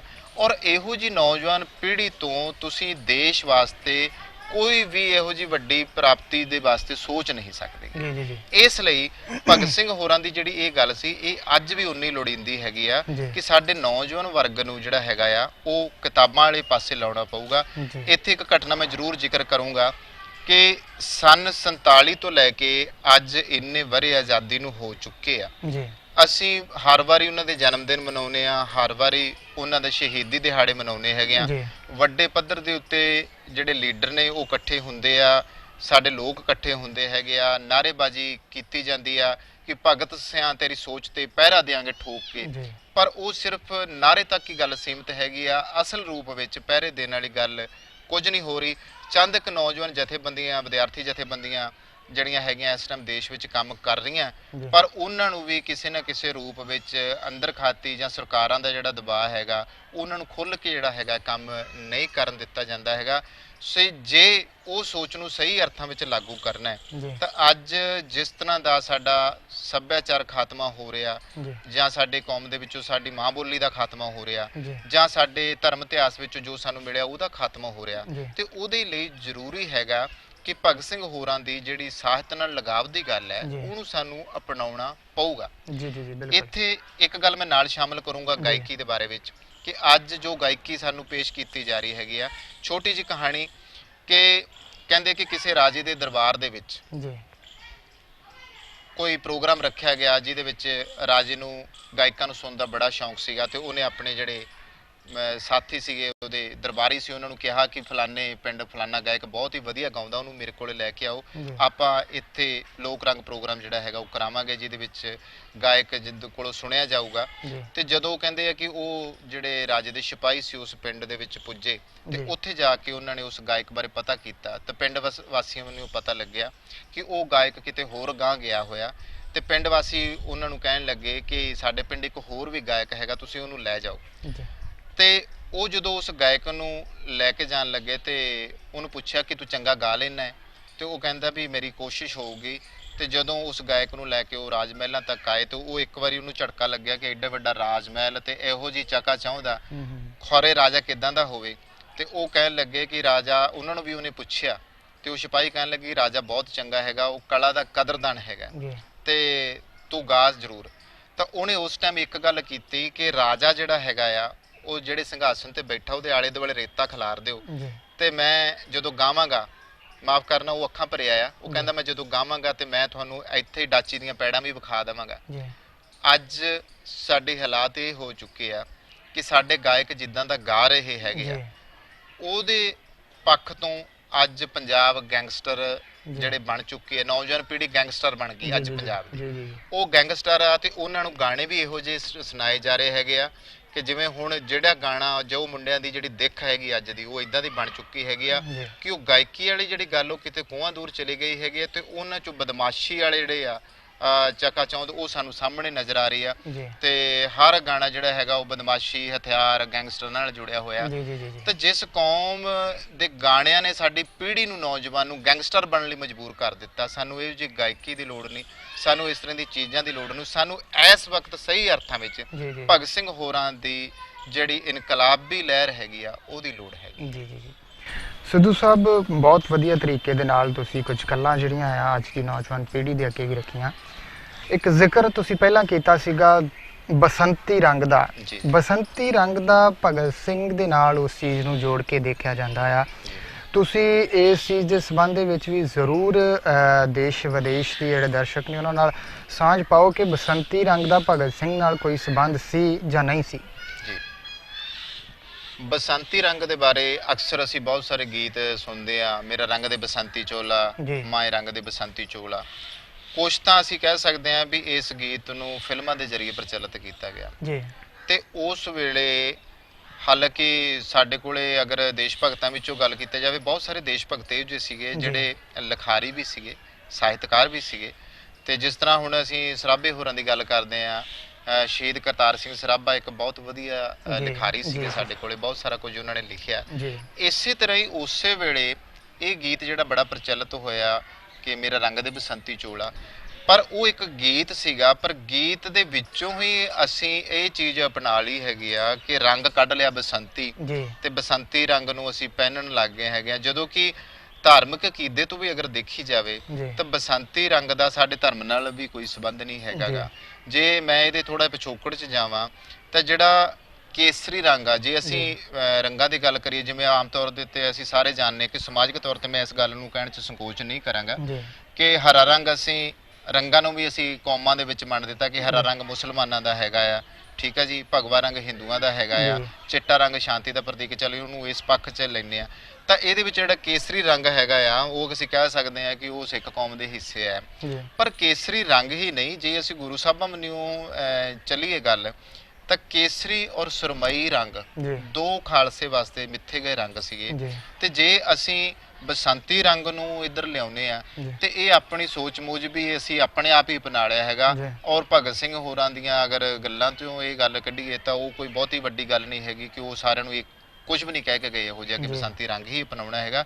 ਇਹ ਸਾਡੇ ਗੀਤਾਂ ਦੇ ਵਿੱਚੋਂ ਹੀ ਅਸੀਂ ਆਪਣੇ ਆਪ ਹੀ ਇਸ ਚੀਜ਼ ਨੂੰ ਅਪਣਾ ਲਿਆ, ਬਸ਼ਰਤੇ ਰੰਗ ਤਾਂ ਉਹੀ ਸਭ ਤੋਂ ਪੱਕਾ ਆ। ਮੈਂ ਕਹਿੰਨੇ ਕਿ ਜਿਹੜਾ ਰੰਗ ਮਜੀਠ ਦਾ ਚੜਦਾ ਹੈ ਸ਼ਾਇਦ ਉਹਦੇ ਬਰਾਬਰ ਕੋਈ ਰੰਗ ਨਹੀਂ ਹੁੰਦਾ ਹੈਗਾ। ਤੇ ਜਿਹੜਾ ਰੰਗ ਸਾਨੂੰ ਸਾਡੇ ਅੰਦਰ ਜਿਹੜੀ ਸਪਿਰਿਟ ਦਾ, ਆਜ਼ਾਦੀ ਦੀ ਸਪਿਰਿਟ ਦਾ ਚੜਦਾ ਹੈ, ਜਿਹੜਾ ਇਨਕਲਾਬ ਦਾ ਰੰਗ ਹੈ, ਸ਼ਾਇਦ ਮੈਂ ਕਹਿੰਦਾ ਉਸ ਤੋਂ ਵੱਡਾ ਰੰਗ ਦੁਨੀਆ 'ਚ ਕੋਈ ਰੰਗ ਨਹੀਂ। ਜੀ ਜੀ ਜੀ ਬਿਲਕੁਲ। ਸਿੱਧੂ ਸਾਹਿਬ, ਕਈ ਵਾਰ ਸੁਣਦੇ ਆ ਵੱਖ-ਵੱਖ ਲੋਕ, ਵੱਖ-ਵੱਖ ਪਾਰਟੀਆਂ, ਵੱਖ-ਵੱਖ ਵਿਚਾਰਧਾਰਾ, ਕਈ ਵਾਰ ਭਗਤ ਸਿੰਘ ਦੇ ਸੰਬੰਧ ਦੇ ਵਿੱਚ ਅਜਿਹੀਆਂ ਗੱਲਾਂ ਵੀ ਕੁਝ ਲੋਕ ਕਹਿ ਦਿੰਦੇ ਨੇ ਕਿ ਉਹ ਅੱਤਵਾਦੀ ਸੀ ਜਾਂ ਉਹ ਕਿਸ ਤਰ੍ਹਾਂ ਦੀ ਸੋਚ ਰੱਖਦਾ ਸੀ। ਉਹ ਲੋਕ ਉਸ ਚੀਜ਼ ਨੂੰ ਜੋ ਭਗਤ ਸਿੰਘ ਦੀ ਸੋਚ ਸੀ ਉਹ ਕਿਸ ਤਰ੍ਹਾਂ ਦੇਖਦੇ ਨੇ, ਉਹਨਾਂ ਦਾ ਨਜ਼ਰੀਆ ਆ।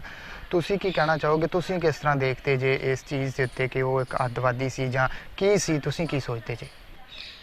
ਅੱਜ ਮੈਂ ਪੂਰੇ ਮੁਲਕ ਭਰ ਦੀ ਗੱਲ ਕਹਾਂ ਤੇ ਮੇਰਾ ਆਪਣਾ ਇੱਕ ਨਿੱਜੀ ਸ਼ੌਂਕ ਵੀ ਹੈ ਕਿ ਮੈਨੂੰ ਸਾਹਿਤ ਨਾਲ ਬਹੁਤ ਲਗਾਵ ਹੈ ਤੇ ਲੰਬੇ ਅਰਸੇ ਤੋਂ ਮੈਂ ਵੱਖ-ਵੱਖ ਅਖਬਾਰਾਂ ਵਿੱਚ ਮੈਂ ਲਿਖਿਆ ਵੀ ਹੈ। ਇੱਥੇ ਇੱਕ ਚੀਜ਼ ਹੈ ਕਿ ਹਰੇਕ ਉਸ ਸਮੇਂ ਦੇ ਵਿੱਚ ਜਦੋਂ ਵੀ ਕੋਈ ਨਾਇਕ ਪੈਦਾ ਹੁੰਦਾ ਹੈ, ਉਸ ਵਕਤ ਕਿਸੇ ਵੀ ਕੌਮ ਦੇ ਵਿੱਚ ਅਗਰ ਆਜ਼ਾਦੀ ਪ੍ਰਵਾਨੀ ਹੋਏ ਆ, ਜਿਵੇਂ ਮੈਂ ਇੱਥੇ ਗੱਲ ਕਹੂੰਗਾ ਆਜ਼ਾਦੀ ਪ੍ਰਵਾਨਿਆਂ ਦੇ ਵਿੱਚੋਂ ਕਿ ਸ਼ਹੀਦ ਆਜ਼ਮ ਭਗਤ ਸਿੰਘ ਹੋਰਾਂ ਤੋਂ ਪਹਿਲਾਂ ਜਦੋਂ ਅਕਬਰ ਦੇ ਵੇਲੇ ਦੁੱਲੇ ਭੱਟੀ ਨੇ ਗੱਲ ਕੀਤੀ ਹੈ, ਸਾਡਾ ਪੰਜਾਬੀ ਭਰਾ ਸੀਗਾ, ਜਦੋਂ ਦੁੱਲੇ ਭੱਟੀ ਨੇ ਗੱਲ ਕੀਤੀ ਹੈ ਤੇ ਉਹਨੂੰ ਵੀ ਡਾਕੂ ਲਾਣਿਆ ਗਿਆ। ਜਦੋਂ ਅਸੀਂ ਦੁੱਲੇ ਭੱਟੀ ਤੋਂ ਬਾਅਦ ਅਹਿਮਦ ਖਾਨ ਖਰਲ ਦੀ ਗੱਲ ਕਰਦੇ ਆ, ਜਾਂ ਅਸੀਂ ਜਬਰੂ ਦੀ ਗੱਲ ਕਰਦੇ ਆ, ਜਾਂ ਮਲੰਗੀ ਦੀ ਗੱਲ ਕਰਦੇ ਆ, ਤੇ ਜਾਂ ਜੱਗੇ ਦੀ ਗੱਲ ਕਰਦੇ, ਜੱਗੇ ਨੂੰ ਵੀ ਡਾਕੂ ਕਹਿ ਕੇ ਲਾਣਿਆ ਗਿਆ। ਜਦੋਂ ਕਿ ਉਸ ਵਕਤ ਦੇ ਸਮਾਜ ਦੇ ਲਈ, ਲੋਕਾਂ ਲਈ ਉਹ ਇੱਕ ਅਜਿਹੇ ਨਾਇਕ ਸੀਗੇ ਜਿਹੜੇ ਆਰਥਿਕ ਪਾੜੇ ਨੂੰ ਦੂਰ ਕਰਨ ਦੀ ਖਾਤਰ ਅਮੀਰਾਂ ਨੂੰ ਲੁੱਟਦੇ ਸੀਗੇ। ਅਮੀਰੀ ਤੋਂ ਅਸੀਂ ਸਾਰਿਆਂ ਨੂੰ ਬਰਾਬਰੀ ਦੀ ਸਨੇਹ ਦੀ ਗੱਲ ਤੇ ਉਹ ਕੰਮ ਕਰਦੇ ਸੀਗੇ ਔਰ ਗਰੀਬਾਂ ਦਾ ਉਹ ਭਲਾ ਕਰਨ ਵਾਲੇ ਲੋਕ ਸੀਗੇ। ਇਸੇ ਤਰ੍ਹਾਂ ਹੀ ਜਦੋਂ ਇਸ ਤਰ੍ਹਾਂ ਦੀਆਂ ਇਨਕਲਾਬੀ ਲਹਿਰਾਂ ਉਸ ਵਕਤ ਚੱਲੀਆਂ ਤਾਂ ਸਮੇਂ ਦੀ ਸਰਕਾਰ, ਚਾਹੇ ਅੱਜ ਦੀ ਹੋਵੇ ਜਾਂ ਉਸ ਵਕਤ ਦੀ ਗੱਲ ਹੋਵੇ, ਤਾਂ ਮੈਂ ਇਸ ਗੱਲ ਨੂੰ ਕਹਿਣ 'ਚ ਸੰਕੋਚ ਨਹੀਂ ਕਰੂੰਗਾ, ਸਰਕਾਰ ਕਦੇ ਵੀ ਇਸ ਤਰ੍ਹਾਂ ਦੀ ਸ਼ਖਸੀਅਤ ਨੂੰ ਵਡਿਆਉਂਦੀ ਨਹੀਂ ਹੁੰਦੀ। ਜੀ। ਸਰਕਾਰ ਦੀ ਨਜ਼ਰ ਵਿੱਚ ਉਹ ਅੱਤਵਾਦੀ ਜਾਂ ਆਤੰਕਵਾਦੀ ਹੁੰਦਾ ਹੈ। ਜੀ। ਜਦੋਂ ਕਿ ਅੱਜ ਵੀ ਇਸ ਟਾਈਮ ਮੁਲਕ ਵਿੱਚ ਕੁਝ ਸੰਗਠਨ ਇਹੋ ਜਿਹੇ ਕੰਮ ਕਰਦੇ ਪਏ ਆ ਜੀ। ਜਿਨ੍ਹਾਂ ਨੇ ਵਰ੍ਹਿਆਂ ਬਾਅਦ, ਬੇਸ਼ੱਕ ਉਸ ਵਕਤ ਸਾਡੇ ਲਈ ਉਹ ਨਾਇਕ ਹੈ, ਜੀ। ਵਰ੍ਹਿਆਂ ਉਸ ਵਕਤ ਦੀ ਸਰਕਾਰ ਲਈ ਉਹ ਨਾਇਕ ਨਹੀਂ ਸੀ, ਜੀ। ਉਹ ਖਲਨਾਇਕ ਸੀ। ਜੀ। ਅੱਜ ਦੇ ਸਮੇਂ ਵਿੱਚ ਵੀ ਕਈ ਲੋਕ ਉਹਨੂੰ ਖਲਨਾਇਕ ਦਾ ਦਰਜਾ ਉਹਨਾਂ ਤਰਜਾਂ ਉੱਤੇ ਤੁਰੇ ਦਿੰਦੇ ਆ। ਜੀ। ਜੀ। ਪਰ ਮੈਂ ਭਗਤ ਸਿੰਘ ਹੋਰਾਂ ਬਾਰੇ ਇਹੀ ਗੱਲ ਕਹੂੰਗਾ ਜੀ। ਕਿ ਜੇ ਉਹ ਖਲਨਾਇਕ ਹੁੰਦਾ, ਜੀ। ਜੇ ਉਹ ਇਸ ਤਰ੍ਹਾਂ ਦਾ ਅੱਤਵਾਦੀ ਜਾਂ ਆਤੰਕਵਾਦੀ ਹੁੰਦਾ, ਆਤੰਕਵਾਦੀ ਦਾ ਮਤਲਬ ਹੁੰਦਾ ਜਿਹੜਾ ਪੂਰੇ ਜਿਸ ਜਗ੍ਹਾ ਵਿੱਚ ਉਹ ਰਹਿ ਰਿਹਾ ਉਸ ਇਲਾਕੇ ਦੇ ਵਿੱਚ ਉਹ ਆਤੰਕ ਫੈਲਾ ਰਿਹਾ ਹੈਗਾ, ਜੀ। ਲੋਕਾਂ ਨੂੰ ਦਹਿਸ਼ਤ ਜ਼ਦਾ ਕਰ ਰਿਹਾ ਹੈਗਾ। ਜੀ। ਭਗਤ ਸਿੰਘ ਤਾਂ ਆਤੰਕਵਾਦੀ ਨਹੀਂ ਸੀ, ਜੀ। ਉਹ ਤਾਂ ਦਹਿਸ਼ਤ ਜ਼ਦਾ ਕਿਸੇ ਨੂੰ ਨਹੀਂ ਕਰ ਰਿਹਾ ਸੀਗਾ। ਜੀ। ਅੱਤਵਾਦੀ ਹੋਣਾ ਜਿਹਨੇ ਬਹੁਤ ਜ਼ਿਆਦਾ ਅੱਤ ਚੱਕ ਲਈ ਹੋਵੇ, ਜੀ। ਉਹਨੂੰ ਅਸੀਂ ਅੱਤਵਾਦ ਦੇ ਵਿੱਚ ਵੀ ਸ਼ਾਮਿਲ ਨਹੀਂ ਕਰਾਂਗੇ। ਜੀ। ਸਹੀ ਅਰਥਾਂ ਵਿੱਚ ਸ਼ਹੀਦ ਆਜ਼ਮ ਭਗਤ ਸਿੰਘ ਇੱਕ ਸੱਚਾ ਸੁੱਚਾ ਦੇਸ਼ ਭਗਤ ਸੀਗਾ। ਜੀ। ਇਸੇ ਕਰਕੇ ਹੀ ਅੱਜ ਬੇਸ਼ੱਕ ਸਨ 47 ਵੇਲੇ ਪਾਕਿਸਤਾਨ ਦੂਸਰਾ ਮੁਲਕ ਬਣ ਚੁੱਕਿਆ। ਲਾਹੌਰ ਦਾ ਜਿਹੜਾ ਸ਼ਾਦਮਾਨ ਚੌਂਕ ਹੈਗਾ ਆ, ਜਿਹਦਾ ਨਾਂ ਉਹਨਾਂ ਨੇ ਭਗਤ ਸਿੰਘ ਚੌਂਕ ਰੱਖਣ ਦਾ ਅਹਿਦ ਕੀਤਾ ਆ, ਜੀ। ਅੱਜ ਵੀ ਹਰ ਵਾਰੀ ਉਹ ਜਨਮ ਦਿਨ ਵਾਲੇ ਦਿਨ ਤੇ ਸ਼ਹੀਦੀ ਦਿਹਾੜੇ ਵਾਲੇ ਦਿਨ ਜੀ। ਉਹ ਉਸ ਜਗ੍ਹਾ ਦੇ ਉੱਤੇ ਭਗਤ ਸਿੰਘ ਦੀ ਜਿਹੜੀ ਯਾਦ ਮਨਾਉਂਦੇ ਆ। ਜੀ। ਕਹਿ ਸਕਦੇ ਹੈਗੇ ਆ ਕਿ ਭਗਤ ਸਿੰਘ ਇਕੱਲਾ ਪੰਜਾਬੀਆਂ ਦਾ ਨਹੀਂ, ਪੂਰੇ ਮੁਲਕ ਦਾ, ਜੀ। ਤੇ ਅੱਜ ਦਾ ਜਿਹੜਾ ਪਾਕਿਸਤਾਨ ਮੰਨਿਆ ਉਹਨਾਂ ਨੇ ਵੀ ਉਹਨੂੰ ਮਾਨਤਾ ਦਿੱਤੀ ਹੈਗੀ ਆ। ਜੀ। ਔਰ ਅਸੀਂ ਚਾਹੁੰਦੇ ਹੈਗੇ ਆ ਕਿ ਇਹ ਦੇਸ਼ ਭਗਤ ਇੱਕੋ ਇੱਕ ਆ। ਬੇਸ਼ੱਕ ਸਾਰੇ ਮੁਲਕ ਦੇ ਵਿੱਚ ਇਸ ਤਰ੍ਹਾਂ ਦੇ ਬਹੁਤ ਸਾਰੇ ਨੌਜਵਾਨ ਪੈਦਾ ਜੀ। ਹੋਏ, ਜੀ। ਪਰ ਭਗਤ ਸਿੰਘ ਹੀ ਕਿਉਂਕਿ ਉਸ ਧਰਤੀ ਤੇ ਪੈਦਾ ਹੋਇਆ, ਜੀ। ਜਿਸ ਧਰਤੀ ਦੇ ਪਾਣੀਆਂ ਦੇ ਵਿੱਚ ਹੀ ਇੱਕ ਅਜਿਹੀ ਗੱਲ ਸੀਗੀ ਜੀ। ਕਿ ਉਹ ਭਗਤ ਸਿੰਘ ਦੇ ਲਹੂ ਦੇ ਵਿੱਚ ਆਈ ਆ, ਔਰ ਜੀ। ਜਿਹੜੀ ਉਹਨੂੰ ਇਤਿਹਾਸ ਵਿੱਚ ਜਾਂ ਉਹਨੂੰ ਗੁੜਤੀ ਵਿੱਚ ਮਿਲੀ ਆ, ਜੀ। ਉਹ ਇੱਕ ਬਹੁਤ ਵੱਡੀ ਪ੍ਰਾਪਤੀ ਹੀ ਉਹਨੂੰ ਇਨਕਲਾਬ ਦੇ ਰਾਹ ਲੈ ਕੇ ਜੀ। ਤੁਰੀ। ਜੀ। ਜੀ। ਸਿੱਧੂ ਸਾਹਿਬ, ਭਗਤ ਸਿੰਘ ਦੇ ਜੇਲ੍ਹ ਦੇ ਵਿੱਚ ਰਹਿੰਦਿਆਂ ਉਹਨਾਂ ਦੀ ਮਾਂ ਦੇ ਨਾਲ ਉਹਨਾਂ ਦੀ ਮੁਲਾਕਾਤ ਹੁੰਦੀ ਆ। ਹਰੇਕ ਮਾਂ ਨੂੰ ਆਪਣਾ ਪੁੱਤ ਜਿਹੜਾ ਆ ਬਹੁਤ ਪਿਆਰਾ ਹੁੰਦਾ ਆ। ਜੀ। ਉਸ ਚੀਜ਼ ਦਾ ਜ਼ਿਕਰ ਜ਼ਰੂਰ ਕਰੋ ਕਿ ਮਾਂ ਦੇ ਨਾਲ ਕੀ ਗੱਲਬਾਤ ਹੋਈ, ਕੀ ਕੁਝ ਮਾਂ ਪੁੱਤ ਦੇ ਵਿੱਚ, ਜੋ ਭਗਤ ਸਿੰਘ ਜਾਂ ਜੇਲ੍ਹ ਦੇ ਵਿੱਚ ਸੀ ਤਾਂ ਮਾਂ ਮਿਲਣ ਗਈ, ਕੀ ਮਨੋ ਅਵਸਥਾ ਸੀਗੀ, ਕੀ ਕੁਝ ਗੱਲਬਾਤ ਹੋਈ? ਵੈਸੇ ਹਰੇਕ ਮਾਂ ਨੂੰ ਆਪਣਾ ਜਿਹੜਾ ਪੁੱਤ ਆ ਬਹੁਤ ਪਿਆਰਾ ਹੁੰਦਾ ਹੈ। ਜੀ। ਅਸਲ ਵਿੱਚ ਮਾਂ ਵਿਦਿਆਵਤੀ, ਜੀ। ਜਿਨ੍ਹਾਂ ਨੂੰ ਅਸੀਂ ਕਹਿ ਸਕਦੇ ਹੈਗੇ ਆ ਕਿ ਇੱਕ ਅਜਿਹਾ ਦਰਜਾ ਪ੍ਰਾਪਤ ਹੈਗਾ ਜੀ। ਕਿ ਅਸੀਂ ਉਹਨੂੰ ਪੰਜਾਬ ਦੀ ਮਾਂ ਕਹਿ ਲਈਏ ਜੀ। ਤੇ ਇੱਕ ਬਹੁਤ ਵੱਡੀ ਗੱਲ ਹੋਈ, ਇਹ 'ਚ ਕੋਈ ਅਤਕਥਨੀ ਨਹੀਂ ਹੈਗੀ। ਜੀ। ਉਹ ਮਾਂ, ਉਸਨੇ ਉਹ ਸਾਰੇ ਹਾਲਾਤ ਜਿਹੜੇ ਸੀਗੇ ਜੀ। ਉਹ ਅੱਖੀ ਵੇਖੇ ਹੋਏ ਸੀਗੇ ਕਿ ਜਦੋਂ ਉਹਨਾਂ ਦੇ ਆਪਦੇ ਬਜ਼ੁਰਗ ਪਰਿਵਾਰ ਦੇ ਜੀ। ਜਾਂ ਉਹਨਾਂ ਦੇ ਪਤੀ ਜਿਹੜੇ ਸੀ ਜੀ, ਭਗਤ ਜੀ, ਸਿੰਘ ਜੀ। ਦੇ ਪਿਤਾ ਜੀ, ਜਾਂ ਉਹਨਾਂ ਦੇ ਭਗਤ ਸਿੰਘ ਉਹਨਾਂ ਦੇ ਜਿਹੜੇ ਚਾਚੇ ਤਾਏ ਸੀਗੇ, ਜੀ। ਅਸੀਂ ਉਹਨਾਂ ਦੀ ਗੱਲ ਕਰ ਲਈ, ਜੀ। ਉਹ ਸਾਰੇ ਹੀ ਉਸ ਵਕਤ ਕਿਸੇ ਨਾ ਕਿਸੇ ਲਹਿਰ ਨਾਲ ਜੁੜੇ ਸੀਗੇ, ਜੀ। ਜਿਹੜੀ ਸਾਨੂੰ ਆਜ਼ਾਦੀ ਵਾਲੇ ਪਾਸੇ ਲੈ ਕੇ ਜਾਂਦੀ ਸੀ, ਜੀ। ਜਿਹੜੀ ਸਾਨੂੰ ਗੁਲਾਮੀ ਤੋਂ ਮੁਕਤ ਕਰਦੀ ਸੀ। ਜੀ। ਇਸ ਕਰਕੇ ਮਾਂ ਦੇ ਅੰਦਰ ਐਡਾ ਜਜ਼ਬਾ, ਨਿਡਰਤਾ ਤੇ ਜਿਹੜੀ ਹੌਸਲਾ ਸੀਗਾ, ਜੀ। ਉਸ ਮਾਂ ਦਾ ਦੁੱਧ ਚੁੰਘ ਕੇ ਜੀ। ਭਗਤ ਸਿੰਘ ਦੇ ਅੰਦਰ ਆਈ ਹੈ। ਜੀ। ਤੇ ਇਹ ਢਾਊ ਗੱਲ ਨਹੀਂ ਸੀ। ਮਾਂ ਜਦੋਂ ਵੀ ਜਾਂਦੀ ਸੀਗੀ ਜੀ। ਕਿ ਪੁੱਤਰ ਨੂੰ ਇੱਕ ਜਿਹੜੀ ਹੱਲਾਸ਼ੇਰੀ ਸੀ ਉਹ ਦਿੰਦੇ ਹੀ ਸੀ, ਜੀ। ਪਰ ਇਸ ਦੇ ਬਾਵਜੂਦ ਅਸੀਂ ਕਹਿ ਸਕਦੇ ਹਾਂ ਕਿ ਪੁੱਤਰ ਮੋਹ ਦੇ ਵਿੱਚ ਵਗੁੱਚੀ ਮਾਂ ਦੇ ਅੰਦਰ ਇੱਕ ਤੌਖਲਾ ਜ਼ਰੂਰ ਹੁੰਦਾ ਹੈ ਜੀ। ਕਿ ਜਿਹੜਾ ਉਹਦਾ ਪੁੱਤਰ ਹੈਗਾ ਆ, ਉਹ ਜਦੋਂ ਮਾਤਾ ਵਿਦਿਆਵਤੀ ਉਹਨਾਂ ਨੂੰ ਮਿਲਣ ਗਏ ਹੈਗੇ ਤੇ ਇੱਕ ਵਾਰੀ ਦਾ ਜ਼ਿਕਰ ਹੈ ਕਿ ਉਹਨਾਂ ਨੇ ਉਹਨੂੰ ਕਹਿ ਵੀ ਦਿੱਤਾ ਜੀ। ਕਿ ਬੇਟਾ ਤੂੰ ਅੱਗੇ ਨਾਲੋਂ ਕਮਜ਼ੋਰ ਹੁੰਦਾ ਜਾ ਰਿਹਾ ਤੇ ਜਿਹੜੀ ਜੀ। ਸਿਹਤ ਹੈਗੀ ਆ ਜੀ। ਉਹ ਤੇਰੀ ਅੱਗੇ ਨਾਲੋਂ ਬਹੁਤ ਵੀਕ ਹੋ ਚੁੱਕੀ ਹੈਗੀ ਆ। ਜੀ। ਤਾਂ ਭਗਤ ਸਿੰਘ ਨੇ ਹੱਸ ਕੇ ਇਸ ਬਾਰੇ ਜਵਾਬ ਦਿੱਤਾ ਕਿ ਮਾਤਾ ਜੀ ਕੋਈ ਇਹੋ ਜਿਹੀ ਗੱਲ ਦੀ ਫਿਕਰ ਨਹੀਂ ਹੈਗੀ, ਜੀ। ਕਿ ਮੈਂ ਬਿਲਕੁਲ ਤੰਦਰੁਸਤ ਹੈਗਾ। ਔਰ ਇਹਦਾ ਹਵਾਲਾ ਉਸ ਵੇਲੇ ਵੀ ਹੈ ਕਿ ਜਦੋਂ ਵੀ ਕਿਸੇ ਕੈਦੀ ਨੂੰ ਫਾਂਸੀ ਦੇ ਤਖਤੇ ਤੱਕ ਲੈ ਜਾਇਆ ਜਾਂਦਾ ਤੇ ਜੀ। ਉਹਦਾ ਜਿਹੜਾ ਭਾਰ ਤੋਲਿਆ ਜਾਂਦਾ ਹੈ ਜੀ। ਤੇ ਦੱਸਿਆ ਜਾਂਦਾ ਹੈਗਾ ਕਿ ਜੋ ਉਹਦਾ ਭਾਰ ਸੀਗਾ, ਕਿ ਮਾਤਾ ਜਦੋਂ ਇਹ ਗੱਲ ਕਹਿ ਕੇ ਗਈ ਹੈਗੀ ਆ ਤੇ ਉਸ ਵਕਤ ਉਸ ਭਾਰ ਦੇ ਵਿੱਚ ਜਿੰਨਾ ਕੁ ਉਸ ਟਾਈਮ ਮੁਕਰਰ ਸੀਗਾ, ਜੀ। ਉਹ ਭਾਰ ਉਹਨਾਂ ਦਾ ਉਦਾਂ ਹੀ ਨਿਕਲਿਆ ਭਗਤ ਸਿੰਘ ਹੋਰਾਂ ਦਾ ਫਾਂਸੀ ਵਾਲੇ ਦਿਨ। ਜੀ। ਤੇ ਉਹ ਕਹਿ ਸਕਦੇ ਹੈਗੇ ਆ ਕਿ ਮਾਂ ਦੇ ਸਨੇਹ ਵਿੱਚੋਂ ਤੇ ਇਹ ਗੱਲ ਜ਼ਰੂਰ ਉਪਜ ਸਕਦੀ ਆ, ਜੀ। ਪਰ ਮਾਂ ਕਦੇ ਵੀ ਜਿਹੜੀ ਆ ਉਹਨਾਂ ਨੂੰ ਢਾਊ ਗੱਲ ਨਹੀਂ ਕਰ ਸਕਦੀ। ਜੀ। ਜੀ। ਜੀ। ਸਿੱਧੂ ਸਾਹਿਬ, ਤੁਸੀਂ ਭਗਤ ਸਿੰਘ ਹੋਰਾਂ ਦੇ ਉੱਤੇ ਬਹੁਤ ਸਾਰਾ ਕੰਮ ਕੀਤਾ, ਬਹੁਤ ਸਾਰੀਆਂ ਚੀਜ਼ਾਂ ਜਿਹੜੀਆਂ ਆ ਉਹ ਕੱਢ ਕੇ ਲਿਆਂਦੀਆਂ, ਕੁਝ ਅਜਿਹੀਆਂ ਗੱਲਾਂ ਜਿਹੜੀਆਂ ਆਮ ਲੋਕ ਨਹੀਂ ਜਾਣਦੇ। ਜੀ। ਭਗਤ ਸਿੰਘ ਦੇ ਪਰਿਵਾਰਕ ਮੈਂਬਰਾਂ ਨੂੰ ਵੀ ਮਿਲਣ ਦਾ ਮੌਕਾ ਮਿਲਿਆ ਹੋਵੇਗਾ, ਕਿਹੜੇ-ਕਿਹੜੇ ਪਰਿਵਾਰਕ ਮੈਂਬਰ ਨੂੰ ਮਿਲੇ ਜੀ। ਤੇ ਕੀ ਕੁਝ ਗੱਲਾਂ ਦੀ ਜਿਹੜੀ ਸਾਂਝ ਪਾਈ, ਕਿਹੜੇ ਵਿਚਾਰ ਉਹਨਾਂ ਨਾਲ ਕੀਤੇ ਤੁਸੀਂ? ਜੀ, ਮੈਨੂੰ ਜੇ ਮੈਂ ਭਗਤ ਸਿੰਘ ਦੇ ਪਿਛੋਕੜ ਪਿੰਡ ਦੀ ਗੱਲ ਕਵਾਂ, ਜੀ। ਉਹਨੂੰ ਵੀ ਨਾਲ ਸ਼ਾਮਲ ਕਰੂੰਗਾ, ਪਰ ਪਹਿਲਾਂ ਮੈਂ ਪਰਿਵਾਰ ਬਾਰੇ ਗੱਲ ਕਰਾਂ ਕਿ ਪਰਿਵਾਰ ਦੇ ਵਿੱਚੋਂ ਮੈਂ ਉਹਨਾਂ ਦੇ ਜਿਹੜੇ ਭਾਣਜਾ ਸਰਦਾਰ ਜਗਮੋਹਨ ਸਿੰਘ ਜੀ, ਜੀ ਉਹਨਾਂ ਦੇ ਨਾਲ ਮੇਰੀ ਮੁਲਾਕਾਤਾਂ ਹੋ ਚੁੱਕੀਆਂ ਨੇ। ਜੀ ਇਸ ਤੋਂ ਇਲਾਵਾ ਜਗਮੋਹਨ ਜੀ ਤੋਂ ਇਲਾਵਾ ਗੱਲ ਮੈਂ ਉਹਨਾਂ ਦੇ ਪਰਿਵਾਰ ਦੇ ਵਿੱਚ ਉਹਨਾਂ ਦੀ ਭਤੀਜੀ ਵਰਿੰਦਰ ਕੌਰ ਸੰਧੂ ਦੀ ਕਹਾਂ ਜੀ ਕਿ ਵਰਿੰਦਰ ਕੌਰ ਸੰਧੂ ਜਿਸ ਵਕਤ ਮੈਨੂੰ ਮਿਲੇ ਨੇ ਉਸ ਵਕਤ ਉਹ ਮੈਨੂੰ ਦੱਸਿਆ ਸੀਗਾ ਕਿ ਮੈਂ ਤਾਇਆ ਜੀ ਬਾਰੇ ਜਿਹੜੀਆਂ ਹੈਗੀਆਂ ਕੁਝ ਖੋਜ ਭਰਪੂਰ ਕਿਤਾਬਾਂ ਜਿਹੜੀਆਂ ਉਹ ਲਿਖ ਰਹੀਆਂ, ਜਿਹੜੀਆਂ ਕਿ ਬਾਅਦ ਵਿੱਚ ਹੁਣ ਸਾਡੇ ਕੋਲ ਛਾਇਆ ਵੀ ਹੋਈਆਂ ਨੇ ਔਰ ਤਕਰੀਬਨ ਹੀ ਪੰਜਾਬੀਆਂ ਤੱਕ ਉਹ ਪੁੱਜੀਆਂ ਵੀ ਨੇ। ਤਾਂ ਇਸੇ ਤਰ੍ਹਾਂ ਹੀ ਮੈਨੂੰ ਮੌਕਾ ਉਹਨਾਂ ਦੇ ਨਾਨਕੇ ਪਿੰਡ ਮੋਰਾਂਵਾਲੀ ਜਾਣ ਦਾ ਮਿਲਿਆ। ਇਸੇ ਤਰ੍ਹਾਂ ਹੀ ਉਹਨਾਂ ਦਾ ਜਿਹੜਾ ਜੱਦੀ ਪਿੰਡ ਸੀਗਾ ਬਜ਼ੁਰਗਾਂ ਦਾ ਖਟਕੜ ਕਲਾਂ ਜ਼ਿਲ੍ਹਾ ਜਲੰਧਰ ਦੇ ਵਿੱਚ ਉੱਥੇ ਜਾਣ ਦਾ ਮੌਕਾ ਮਿਲਿਆ। ਨਾਨਕੇ ਪਰਿਵਾਰ ਦੇ ਵਿੱਚ ਉਹ ਘਰ ਜਿਸ ਘਰ ਦੇ ਵਿੱਚ ਮਾਂ ਵਿਦਿਆਵਤੀ ਤੇ ਇਹ ਭਗਤ ਸਿੰਘ ਜਦੋਂ ਆਪਣੇ ਪਿੰਡ ਉੱਥੇ ਜਾਂਦੇ ਸੀਗੇ ਤੇ ਉੱਥੇ ਭਗਤ ਸਿੰਘ ਨਾਨਕੇ ਘਰ ਖੇਡਦਾ ਹੁੰਦਾ ਸੀ ਤੇ ਮੈਨੂੰ ਉਹ ਸਾਰੀਆਂ ਚੀਜ਼ਾਂ ਉਹਨਾਂ ਨੇ ਦਿਖਾਈਆਂ ਤੇ ਪਿੰਡੋਂ ਬਾਰ-ਬਾਰ ਜਿੱਥੇ ਭਗਤ ਸਿੰਘ ਦੀ ਉਹ ਯਾਦਗਾਰ ਉਹਨਾਂ ਨੇ ਬਣਾਈ ਹੈਗੀ ਆ, ਮੈਂ ਉਹਦੇ ਵੀ ਉੱਥੇ ਦਰਸ਼ਨ ਦਿਦਾਰੇ ਕੀਤੇ ਨੇ। ਤਾਂ ਉਹ ਮਨ ਨੂੰ ਇੱਕ ਮੇਰੇ ਬਹੁਤ ਅਹਿਸਾਸ ਹੋਇਆ ਕਿ ਵਾਕਿਆ ਹੀ ਇੱਕ ਅਜਿਹੇ ਮਹਾਨ ਦੇਸ਼ ਭਗਤ ਦੇ ਮੈਂ ਘਰ ਆਇਆ ਵਾਂ, ਮੈਂ ਉਹਦੇ ਪਰਿਵਾਰ 'ਚ ਆਇਆ, ਮੈਂ ਉਹਦੇ ਨਾਨਕੇ ਪਰਿਵਾਰ ਵਿੱਚ ਆਇਆ। ਤੇ ਇਸੇ ਤਰ੍ਹਾਂ ਹੀ 2009 ਦੀ ਇੱਕ ਘਟਨਾ ਮੈਂ ਜ਼ਰੂਰ ਸਾਂਝੀ ਕਰਨੀ ਚਾਹੂੰਗਾ ਕਿ 105 ਜਿਹੜਾ ਭਗਤ ਸਿੰਘ ਦਾ ਬੰਗਾ ਚੱਕ ਪਿੰਡ ਜ਼ਿਲ੍ਹਾ ਲਾਇਲਪੁਰ ਦੇ ਵਿੱਚ ਪੈਂਦਾ, ਉਸ ਪਿੰਡ ਦੇ ਵਿੱਚੋਂ ਇੱਕ ਕਲੱਬ ਬਣਿਆ ਹੋਇਆ ਤੇ ਉਸ ਕਲੱਬ ਦੇ ਨਾਲ ਜੁੜੇ ਹੋਏ ਕੁਝ ਨੌਜਵਾਨਾਂ ਨੂੰ ਇੱਧਰ ਭਾਰਤ ਆਉਣ ਦਾ ਮੌਕਾ ਪੰਜਾਬ ਦੇ ਵਿੱਚ ਜਦੋਂ ਮਿਲਿਆ ਤੇ ਸਬੱਬ ਇਹ ਹੋਇਆ ਕਿ ਮੇਰੀ ਉਹਨਾਂ ਨਾਲ ਮੁਲਾਕਾਤ ਹੋਈ ਤੇ ਮੇਰੇ ਕੋਲੇ ਉਹਨਾਂ ਨੇ ਇੱਕੋ ਹੀ ਗੱਲ ਲਾਈ ਕਿ ਵੀਰ ਜੀ ਅਸੀਂ ਸ਼ਹੀਦ ਆਜ਼ਮ ਭਗਤ ਸਿੰਘ ਦੇ ਪਿੰਡ ਦੇ ਰਹਿਣ ਵਾਲੇ ਆ ਤੇ ਉਹਨਾਂ ਦੀਆਂ ਕੁਝ ਨਿਸ਼ਾਨੀਆਂ ਜਿਹੜੀਆਂ ਨੇ ਉਹ ਸਾਡੇ ਪਿੰਡ ਦੇ ਵਿੱਚ ਵੀ ਪਈਆਂ ਨੇ ਤੇ ਇਹਨਾਂ ਨਿਸ਼ਾਨੀਆਂ ਤੋਂ ਇਲਾਵਾ ਭਗਤ ਸਿੰਘ ਜਿਹੜੇ ਸਕੂਲ ਦੇ ਵਿੱਚ ਪੜ੍ਹਿਆ ਉਹ ਸਾਡੇ ਪਿੰਡ ਵਿੱਚ ਮੌਜੂਦ ਹੈ, ਪਰ ਉਹਦੀ ਜਿਹੜੀ ਹਾਲਤ ਕਾਫੀ ਖਸਤਾ ਹੋ ਚੁੱਕੀ ਆ ਤੇ ਭਗਤ ਸਿੰਘ ਦੇ ਹੱਥੀਂ ਲਾਈ ਹੋਈ ਜਿਹੜੀ ਬੇਰੀ ਉਹ ਉੱਥੇ ਮੌਜੂਦ ਹੈ। ਤੇ ਇਸ ਤੋਂ ਇਲਾਵਾ ਜਿਹੜਾ ਭਗਤ ਸਿੰਘ ਦੇ ਇੱਕ ਘਟਨਾ ਜਿਹੜੀ ਉਹਨਾਂ ਨੇ ਦੱਸੀ ਕਿ ਮੈਂ ਇਸ ਗੱਲੋਂ ਬੜਾ ਸ਼ੁਕਰਗੁਜ਼ਾਰ ਹਾਂ ਉਹਨਾਂ ਦਾ। ਉਹਨਾਂ ਨੇ ਜਿਹੜੀ ਘਟਨਾ ਦੱਸੀ ਉਹ ਇੰਜ ਸੀਗੀ ਕਿ ਭਗਤ ਸਿੰਘ ਦਾ ਜਿਹੜਾ ਜੱਦੀ ਘਰ ਸੀਗਾ ਉਹਦੇ ਨਾਲ ਹੀ ਭਗਤ ਸਿੰਘ ਜਿਹੜੇ ਸਕੂਲ ਦੇ ਵਿੱਚ ਪੜ੍ਹਦਾ ਸੀਗਾ ਉਹਦੇ ਬੂਹੇ ਜਿਹੜੇ ਸੀ ਘਰ ਦੇ ਉਹਨਾਂ ਨੇ ਲਾ ਕੇ ਤੇ ਉੱਥੋਂ ਦੀਆਂ ਜਿਹੜੀਆਂ ਲੈਟਰੀਨਾਂ ਗੁਸਲਖਾਨੇ ਬਣੇ ਸੀ ਉਹਨਾਂ ਨੂੰ ਲਾ ਦਿੱਤੇ ਤੇ ਪਰ ਜਿਹੜੇ ਪਿੰਡ ਦੇ ਮੁੰਡੇ ਸੀ ਉਹਨਾਂ ਨੂੰ ਪਤਾ ਸੀ, ਜਿਹੜੇ ਪੜ੍ਹੀ ਲਿਖੀ ਪੀੜ੍ਹੀ ਆ ਉਹਨਾਂ ਨੂੰ ਭਗਤ ਸਿੰਘ ਬਾਰੇ ਪਤਾ ਆ ਤੇ ਉਸ ਭਗਤ ਸਿੰਘ ਦੇ ਜਿਹੜਾ ਉੱਥੇ ਘਰ ਆ ਉਸ ਘਰ ਦੇ ਵਿੱਚ ਵੀ ਇਸ ਟਾਈਮ ਕੋਈ ਸੱਜਣ ਰਹਿ ਰਿਹਾ ਹੈਗਾ, ਹਾਲਾਂਕਿ ਅਹਿਸਾਸ ਉਹਨਾਂ ਨੂੰ ਹੈਗਾ, ਪਰ ਉਸ ਨੌਜਵਾਨਾਂ ਨੇ ਉੱਥੇ ਰਲ ਕੇ ਕੀ ਕੀਤਾ, ਪੈਸੇ ਇਕੱਠੇ ਕੀਤੇ ਤੇ ਨਵੇਂ ਬੂਹੇ ਬਣਵਾ ਕੇ ਉਸ ਸਕੂਲ ਦੇ ਵਿੱਚ ਲਵਾਏ ਤੇ ਉਹ ਜਿਹੜੇ ਬੂਹੇ ਉੱਥੇ ਲਾ ਦਿੱਤੇ ਗਏ ਸੀਗੇ ਉਹ ਬੂਹੇ ਉੱਥੋਂ ਲਵਾ ਕੇ ਵਾਪਸ ਫੇਰ ਭਗਤ ਸਿੰਘ ਦੇ ਘਰ ਨੂੰ ਲਵਾਏ।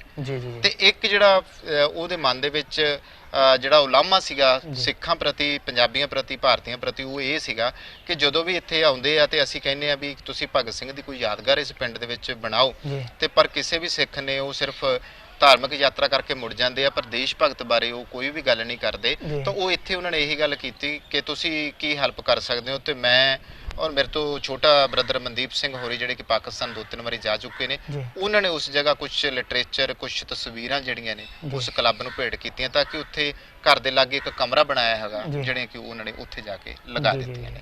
ਸੋ ਇਹ ਸਾਡੀ ਇੱਕ ਛੋਟੀ ਜਿਹੀ ਕੋਸ਼ਿਸ਼ ਰਹੀ ਹੈਗੀ ਆ ਕਿ ਉੱਥੇ ਕਰਵਾਇਆ ਜਾਵੇ ਔਰ ਮੈਂ ਤਾਂ ਇਹੀ ਆਵਾਮ ਨੂੰ ਸੁਨੇਹਾ ਦੇਵਾਂਗਾ ਕਿ ਹਾਲੇ ਵੀ ਸਾਨੂੰ ਜਿਹੜੀ ਉਹਦੀ ਯਾਦਗਾਰ ਪ੍ਰਤੀ ਉੱਥੇ ਕੰਮ ਕਰਨਾ ਚਾਹੀਦਾ ਹੈਗਾ, ਯਾਦਗਾਰ ਬਣਾਉਣੀ ਚਾਹੀਦੀ ਆ ਕਿਉਂਕਿ ਕਿਸੇ ਵੀ ਕੌਮ ਦਾ ਸਭ ਤੋਂ ਵੱਡਾ ਸਰਮਾਇਆ ਉਹਦੇ ਸ਼ਹੀਦ ਹੁੰਦੇ ਨੇ ਤੇ ਜੇ ਅਸੀਂ ਸ਼ਹੀਦਾਂ ਦੀਆਂ ਯਾਦਗਾਰਾਂ ਗਵਾਤੀਆਂ ਤੇ ਸਾਡੇ ਕੋਲ ਕਹਿਣ ਤੇ ਵਿਖਾਉਣ ਜੋਗਾ ਕੁਝ ਵੀ ਨਹੀਂ ਰਹਿ ਜਾਣਾ। ਜੀ ਬਿਲਕੁਲ ਸਿੱਧੂ ਸਾਹਿਬ, ਜਿਸ ਤਰ੍ਹਾਂ ਦੀ ਸਾਡੀ ਇਹ ਗੱਲਬਾਤ ਰਹੀ ਅੱਜ ਦੀ ਇੱਕ ਵੱਖਰੀ ਕਿਸਮ ਦੀ ਗੱਲਬਾਤ ਸੀ ਕਿ ਬਹੁਤ ਸਾਰੀਆਂ ਨਵੀਆਂ ਗੱਲਾਂ ਸਾਹਮਣੇ ਆਈਆਂ ਭਾਰਤ ਦੀ ਆਜ਼ਾਦੀ ਦੇ ਸੰਬੰਧ ਦੇ ਵਿੱਚ। ਤਾਂ ਸਾਰਾ ਕੁਝ ਜਿਹੜੇ ਵਿਦਿਆਰਥੀ ਨੇ ਉਹ ਵੀ ਪੜ੍ਹ ਲੈਂਦੇ ਨੇ ਪਰ ਬਹੁਤ ਸਾਰੀਆਂ ਜਿਹੜੀਆਂ ਹੋਰ ਗੱਲਾਂ ਨਵੀਆਂ ਸਾਹਮਣੇ ਆਈਆਂ।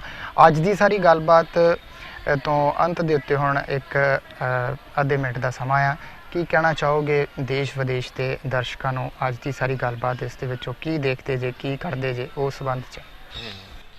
ਮੈਂ ਸਿੱਖ ਚੈਨਲ ਦੇ ਸਾਰੇ ਹੀ ਦਰਸ਼ਕਾਂ ਨੂੰ ਇਹੀ ਕਹਿਣਾ ਚਾਹੂੰਗਾ ਕਿ ਇਸ ਗੱਲਬਾਤ ਤੋਂ ਬਾਅਦ ਤੁਸੀਂ ਸਾਰੇ ਹੀ ਆਵਾਮ ਤੱਕ ਇਹ ਸੁਨੇਹਾ ਪਹੁੰਚਾਓ, ਜਿੱਥੇ ਵੀ ਸਾਡਾ ਕੋਈ ਭਾਰਤੀ ਵੀਰ ਬੈਠਾ ਹੈਗਾ ਉੱਥੇ ਗੱਲ ਪਹੁੰਚਾਓ ਕਿ ਜਿਹੜੀ ਭਗਤ ਸਿੰਘ ਦੀ ਇਨਕਲਾਬੀ ਸੋਚ ਸੀਗੀ ਉਹ ਅੱਜ ਦੀ ਜਿਹੜੀ ਨੌਜਵਾਨ ਪੀੜ੍ਹੀ ਹੈਗੀ ਆ ਉਹਦੇ ਤੱਕ ਪਹੁੰਚਾਓ ਕਿਉਂਕਿ ਅੱਜ ਵੀ ਅਗਰ ਜੇ ਆਰਥਿਕ ਪਾੜੇ ਦੀ ਗੱਲ ਕਰ ਲਈਏ, ਆਰਥਿਕ ਪਾੜਾ ਇੰਨਾ ਕੁ ਵੱਧ ਚੁੱਕਿਆ, ਅੱਜ ਵੀ ਮੁੱਠੀ ਭਰ ਤਾਕਤਾਂ ਦੇ ਹੱਥ ਹੀ ਸਾਡੇ ਮੁਲਕ ਦਾ ਸਰਮਾਇਆ ਜਿਹੜਾ ਹੈਗਾ ਉਹ ਰਹਿ ਚੁੱਕਿਆ ਤੇ ਇਸ ਦੇ ਬਾਵਜੂਦ ਜਿਹੜੀ ਨੌਜਵਾਨ ਪੀੜ੍ਹੀ ਹੈਗੀ ਆ ਉਹ ਇਸ ਮੁਲਕ ਨੂੰ ਛੱਡ ਕੇ ਵਿਦੇਸ਼ਾਂ ਵੱਲ ਤੁਰ ਪਈ ਹੈਗੀ ਆ ਤੇ ਜੇ ਇਹ ਧਰਤੀ ਜਿਹੜੀ ਸਾਡੀ ਉਹ ਇਸੇ ਤਰ੍ਹਾਂ ਹੀ ਖਾਲੀ ਹੋਈ ਤੇ ਫਿਰ ਅਸੀਂ ਕਿਹੜੇ ਇਨਕਲਾਬ ਦੀ ਗੱਲ ਕਰਾਂਗੇ ਤੇ ਕਿਹੜਾ ਇਨਕਲਾਬ ਇੱਥੇ ਲਿਆਵਾਂਗੇ, ਕਿਉਂਕਿ ਇਨਕਲਾਬ ਜਿਹੜਾ ਹੈਗਾ ਉਹ ਨੌਜਵਾਨ ਪੀੜ੍ਹੀ ਦੇ ਜ਼ਰੀਏ ਲਿਆਂਦਾ ਜਾਂਦਾ। ਤੇ ਜਿਸ ਮੁਲਕ ਦੀ ਪੀੜ੍ਹੀ ਆਪਣਾ ਘਰ-ਬਾਰ ਤਿਆਗ ਕੇ ਬਗਾਨੀਆਂ ਧਰਤੀਆਂ ਵੱਲ ਤੁਰ ਪਵੇ, ਉੱਥੇ ਅਸੀਂ ਇਨਕਲਾਬ ਦੀ ਗੱਲ ਜਿਹੜੀ ਆ ਉਹ ਨਹੀਂ ਕਰ ਸਕਦੇ। ਇਨਕਲਾਬ ਤਦ ਹੀ ਲਿਆਂਦਾ ਜਾ ਸਕਦਾ ਜਦੋਂ ਘਰ ਸਾਨੂੰ ਰੋਟੀ ਦੇਊਗਾ, ਘਰ ਸਾਨੂੰ ਰੁਜ਼ਗਾਰ ਦੇਊਗਾ। ਜੇ ਇਹ ਚੀਜ਼ਾਂ ਸਾਨੂੰ ਆਪਦੇ ਹੀ ਮੁਲਕ ਵਿੱਚ ਮੁਹੱਈਆ ਹੋ ਜਾਣ ਤਾਂ ਮੈਂ ਸਮਝੂੰਗਾ ਕਿ ਭਗਤ ਸਿੰਘ ਦੇ ਇਨਕਲਾਬ ਜ਼ਿੰਦਾਬਾਦ ਵਾਲਾ ਜਿਹੜਾ ਨਾਰਾ ਆ ਉਹ ਘਰ ਘਰ ਪੁੱਜੂਗਾ। ਤੇ ਮੈਂ ਇੱਕ ਵਾਰੀ ਫਿਰ ਇਹੀ ਨਾਰਾ ਬੁਲੰਦ ਕਰਦਾ, ਇਨਕਲਾਬ ਜ਼ਿੰਦਾਬਾਦ। ਵਾਹਿਗੁਰੂ ਜੀ ਕਾ ਖਾਲਸਾ, ਵਾਹਿਗੁਰੂ ਜੀ ਕੀ ਫਤਿਹ। ਸੋ ਭਗਤ ਸਿੰਘ ਦੇ ਸਬੰਧ ਵਿੱਚ ਅੱਜ ਦੀ ਸਮੁੱਚੀ ਜਿਹੜੀ ਗੱਲਬਾਤ ਆ ਉਹ ਕਵਲਜੀਤ ਸਿੰਘ ਸਿੱਧੂ ਹੋਰਾਂ ਨੇ ਕੀਤੀ। ਤੇ ਆਰਥਿਕ ਪਾੜੇ ਦੀ ਗੱਲ ਜਿਹੜੀ ਭਗਤ ਸਿੰਘ ਹੋਰਾਂ ਨੇ ਕੀਤੀ ਉਹ ਅੱਜ ਵੀ ਮੌਜੂਦ ਆ। ਉਹ ਇਹ ਕਹਿੰਦੇ ਸਨ ਕਿ ਨਾ ਕੋਈ ਕਿਸੇ ਕੋਲੋਂ ਕੁਝ ਲਵੇ ਤੇ ਨਾ ਕੋਈ ਕਿਸੇ ਨੂੰ ਕੁਝ ਦਵੇ, ਕਿਉਂਕਿ ਸਾਰੇ ਲੋਕ ਜਿਹੜੇ ਉਹ ਬਰਾਬਰ ਹੋਣ। ਪਰ ਅੱਜ ਤੁਸੀਂ ਦੇਖ ਸਕਦੇ ਜੇ ਕਿ ਕਿਸ ਤਰ੍ਹਾਂ ਦੀ ਬਰਾਬਰਤਾ ਆ। ਅੱਜ ਵੀ ਅਸੀਂ ਉੱਥੇ ਖੜੇ ਹਾਂ ਜਿੱਥੇ ਸਾਨੂੰ ਭਗਤ ਸਿੰਘ ਛੱਡ ਕੇ ਗਿਆ ਸੀ। ਸੋ ਲੋੜ ਆ ਸੋਚਣ ਦੀ, ਵਿਚਾਰਨ ਦੀ। ਆਸ ਕਰਦੇ ਹਾਂ ਕਿ ਅੱਜ ਦਾ ਇਹ ਪ੍ਰੋਗਰਾਮ ਪ੍ਰਣਾਮ ਸ਼ਹੀਦਾਂ ਨੂੰ ਤੁਹਾਨੂੰ ਚੰਗਾ ਲੱਗਾ ਹੋਏਗਾ। ਸੋ ਇਸ ਦੀ ਫੀਡਬੈਕ ਸਿੱਖ ਚੈਨਲ ਦੇ ਉੱਤੇ ਜ਼ਰੂਰ ਦੇਣੀ। ਧੰਨਵਾਦ ਕਰਦੇ ਹਾਂ ਸਿੱਖ ਚੈਨਲ ਦੀ ਸਮੁੱਚੀ ਟੀਮ ਵੱਲੋਂ ਸਿੱਧੂ ਸਾਹਿਬ ਦਾ, ਜਿਨ੍ਹਾਂ ਨੇ ਇਸ ਪ੍ਰੋਗਰਾਮ ਦੇ ਵਿੱਚ ਹਿੱਸਾ ਬਣ ਕੇ ਬਹੁਤ ਸਾਰੀਆਂ ਨਵੀਆਂ ਗੱਲਾਂ ਜਿਹੜੀਆਂ ਆ ਉਹ ਦਰਸ਼ਕਾਂ ਦੇ ਸਾਹਮਣੇ ਰੱਖੀਆਂ। ਇੱਥੇ ਬੁਲਾਉਂਦੇ ਹਾਂ ਫਤਿਹ ਤੇ ਇਸ ਪ੍ਰੋਗਰਾਮ ਨੂੰ ਸਮਾਪਤ ਕਰਦੇ ਹਾਂ। ਵਾਹਿਗੁਰੂ ਜੀ ਕਾ ਖਾਲਸਾ, ਵਾਹਿਗੁਰੂ ਜੀ ਕੀ ਫਤਿਹ।